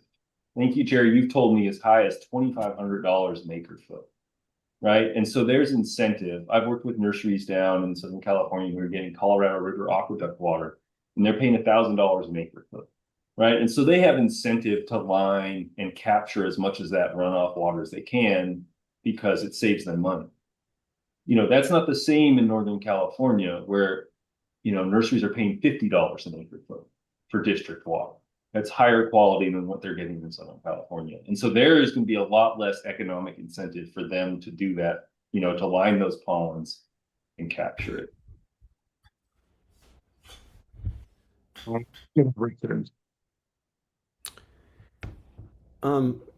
Thank you both for the presentations today. This is something that we really needed education on, or I did for sure. So thank you. Jerry, you alluded to Los Angeles County, so I don't know if you can answer this question, but early on in our process, we heard somebody from the Regional Water Board down there talk about they have these nursery operations, but they're mixed operations with people that are maybe growing. They're small, Very owners. small. Yeah. And so they have these mixed operations with nursery plants, but also maybe fruit trees and flower. I don't know, but can you enlighten us about that and how, like what you guys are talking about are, it sounds like, well-run container operations, but what about these mixed operations that I think exist down there? I've never seen them myself. Is Chris in the room? Chris Shogren? Because LA is his county, so he told me he was gonna join this meeting, but maybe he gave up. So I'm familiar with LA a little bit. Most of their growers are under the power lines. Yes. And so there's an additional challenge over there because they don't own the land and they have these super complicated leases with Edison and with the department, some utility company, and so they cannot touch the ground. So for them, they couldn't even dig a pond to collect the water. So there, it's a lot more limited there. I know that there is a very small amount of operations that, as you suggest, they're mixed, and maybe they grow not on pots, not on containers, but directly on the ground. But I can think of maybe 2 operations that in LA that are like that.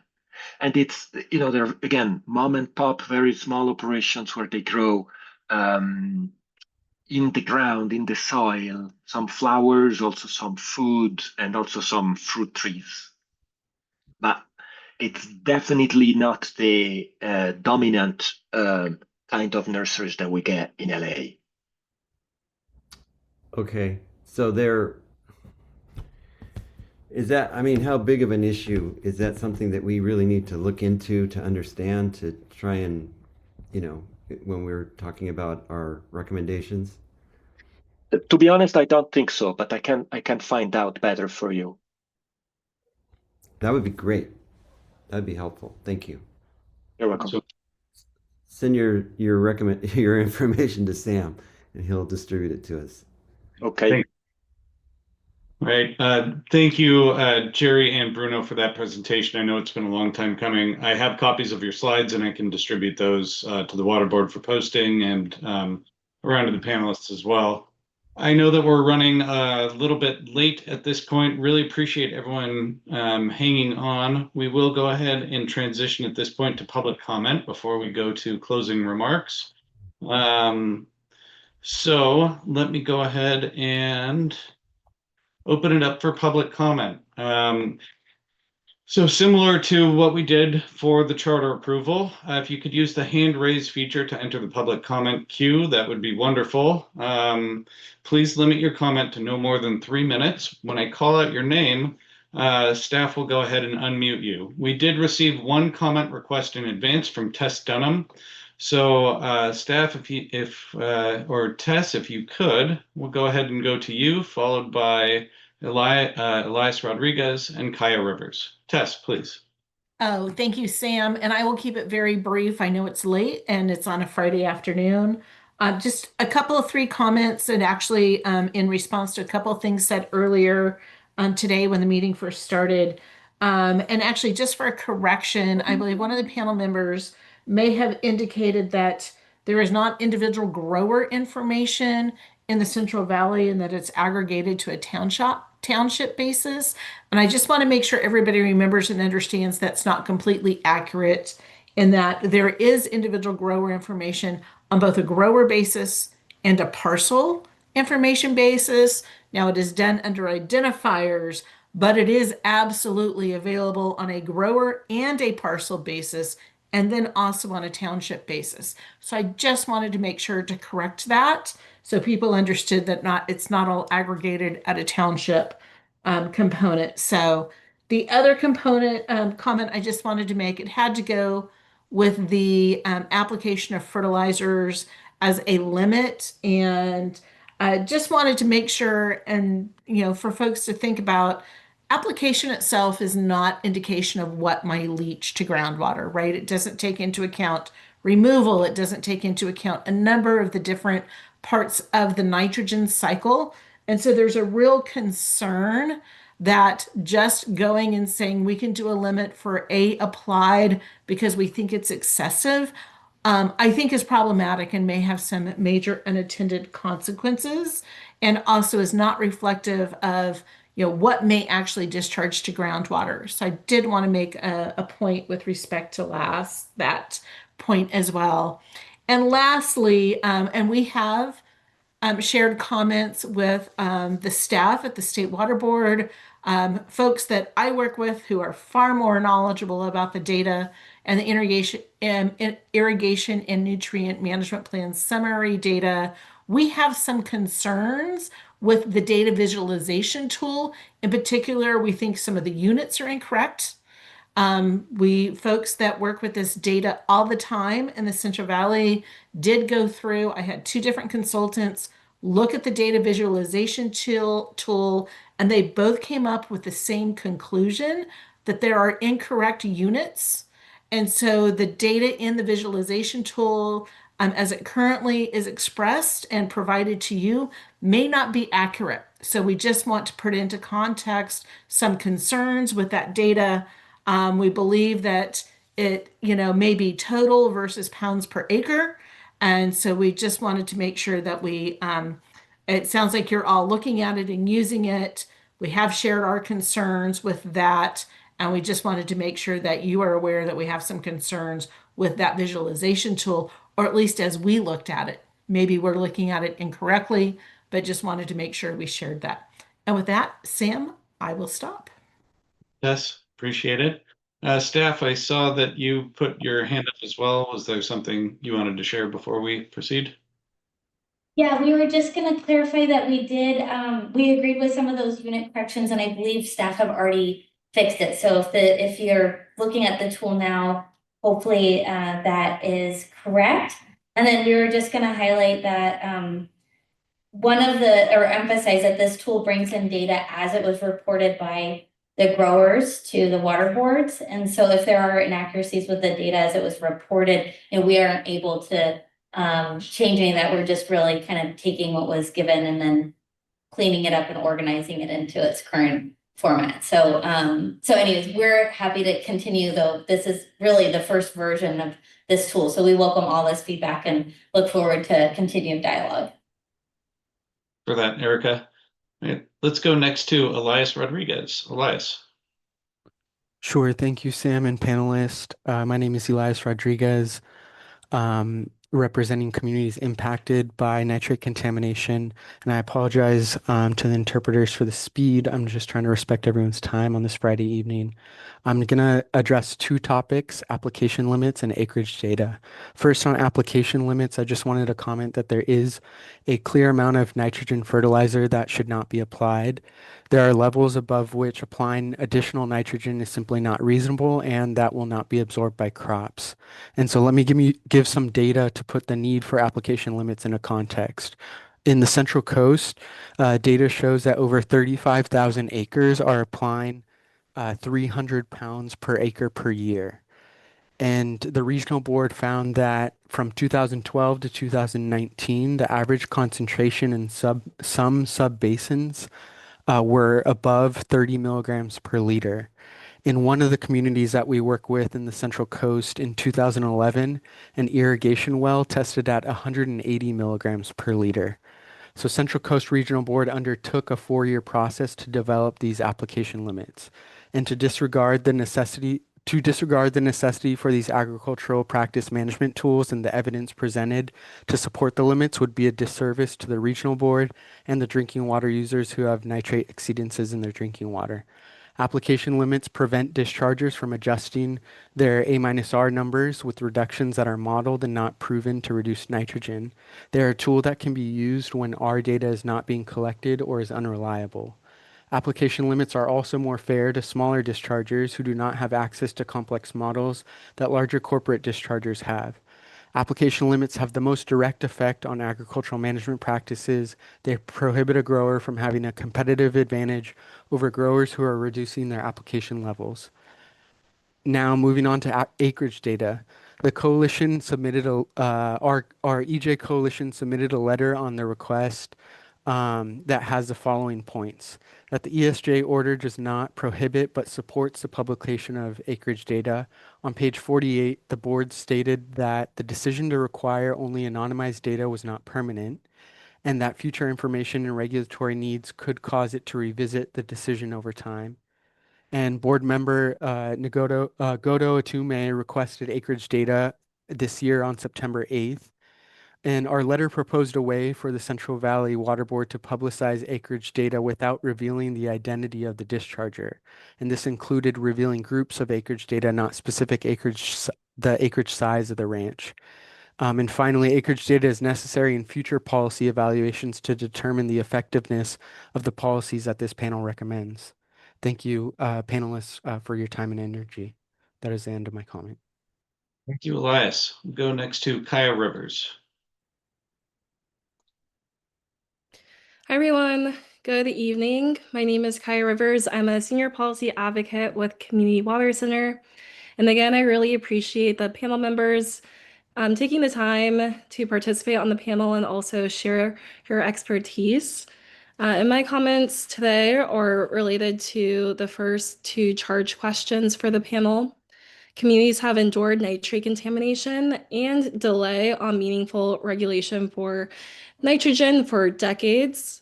And because of that, I urge the panel to identify a final limit for nitrogen discharge that will not cause or contribute to exceedances of water quality objectives. And I encourage the panel to answer this question using your technical expertise and leave the policy and economic implications to your recommendations to the State Water Board, as these limits are crucial for water quality protection, and it's possible to have a viable agriculture industry and protect groundwater from nitrate contamination at the same time. As some growers are already meeting these final limits in the Central Coast, specifically 18% of acres are already meeting the Central Coast final limit of 50 pounds per acre per year for nitrate. And it's also important to note that growers don't need to meet these final limits immediately, as interim limits serve a milestone for growers to eventually meet these final limits or this final limit. And I appreciate that the panel has discussed recommending the State Water Board to set an interim limit on growers at a certain percentile. However, these interim limits should get progressively lower over time in order to meet the goals of the Irrigated Lands Program and also to protect waters of the state. It's not enough to recommend that the State Water Board sets one limit and then voluntary targets after, as the Irrigated Lands Program has prioritized education and voluntary targets as an approach for the program, and growers are still over-applying and discharging nitrate at high levels, and we cannot continue business as usual. So in sum, I recommend that the panel identify a final loading value or values, if dependent on region, that growers should meet eventually to meet water quality objectives, and develop a methodology for establishing progressively lowered interim limits to make progress towards meeting these final limits. Thank you again for your time, and have a great evening, everyone. Thank you. Thank you, Kaya. The last hand that we have up is from Ariana McCrae. Ariana.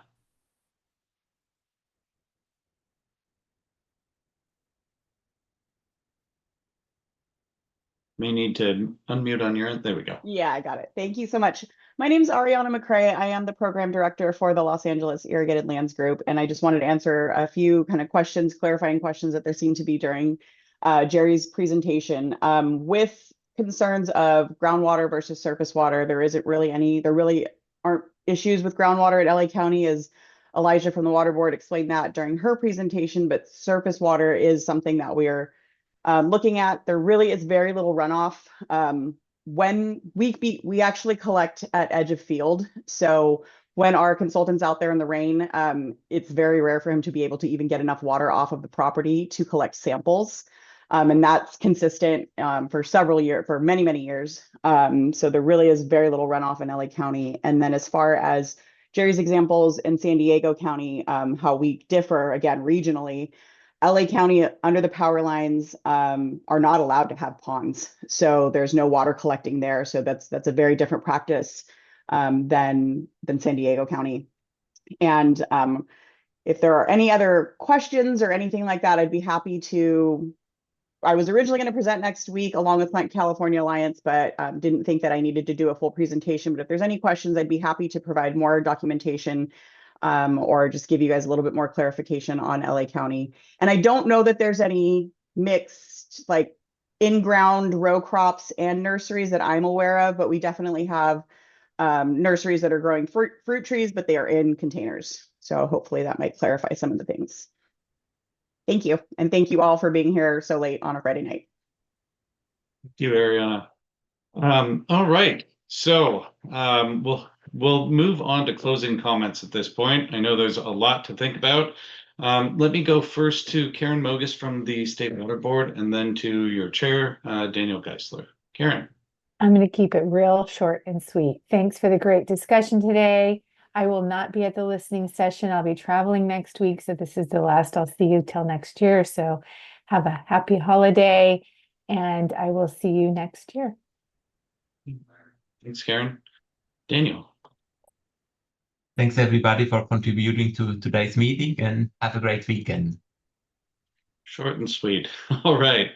Thank you all. Members of the public, again, just a quick reminder that the public listening session is scheduled for next Wednesday, December 17th at 1 p.m. There is information on the expert panel website about how to join that. And if you're interested in providing a longer presentation, you can follow the instructions in the meeting notice.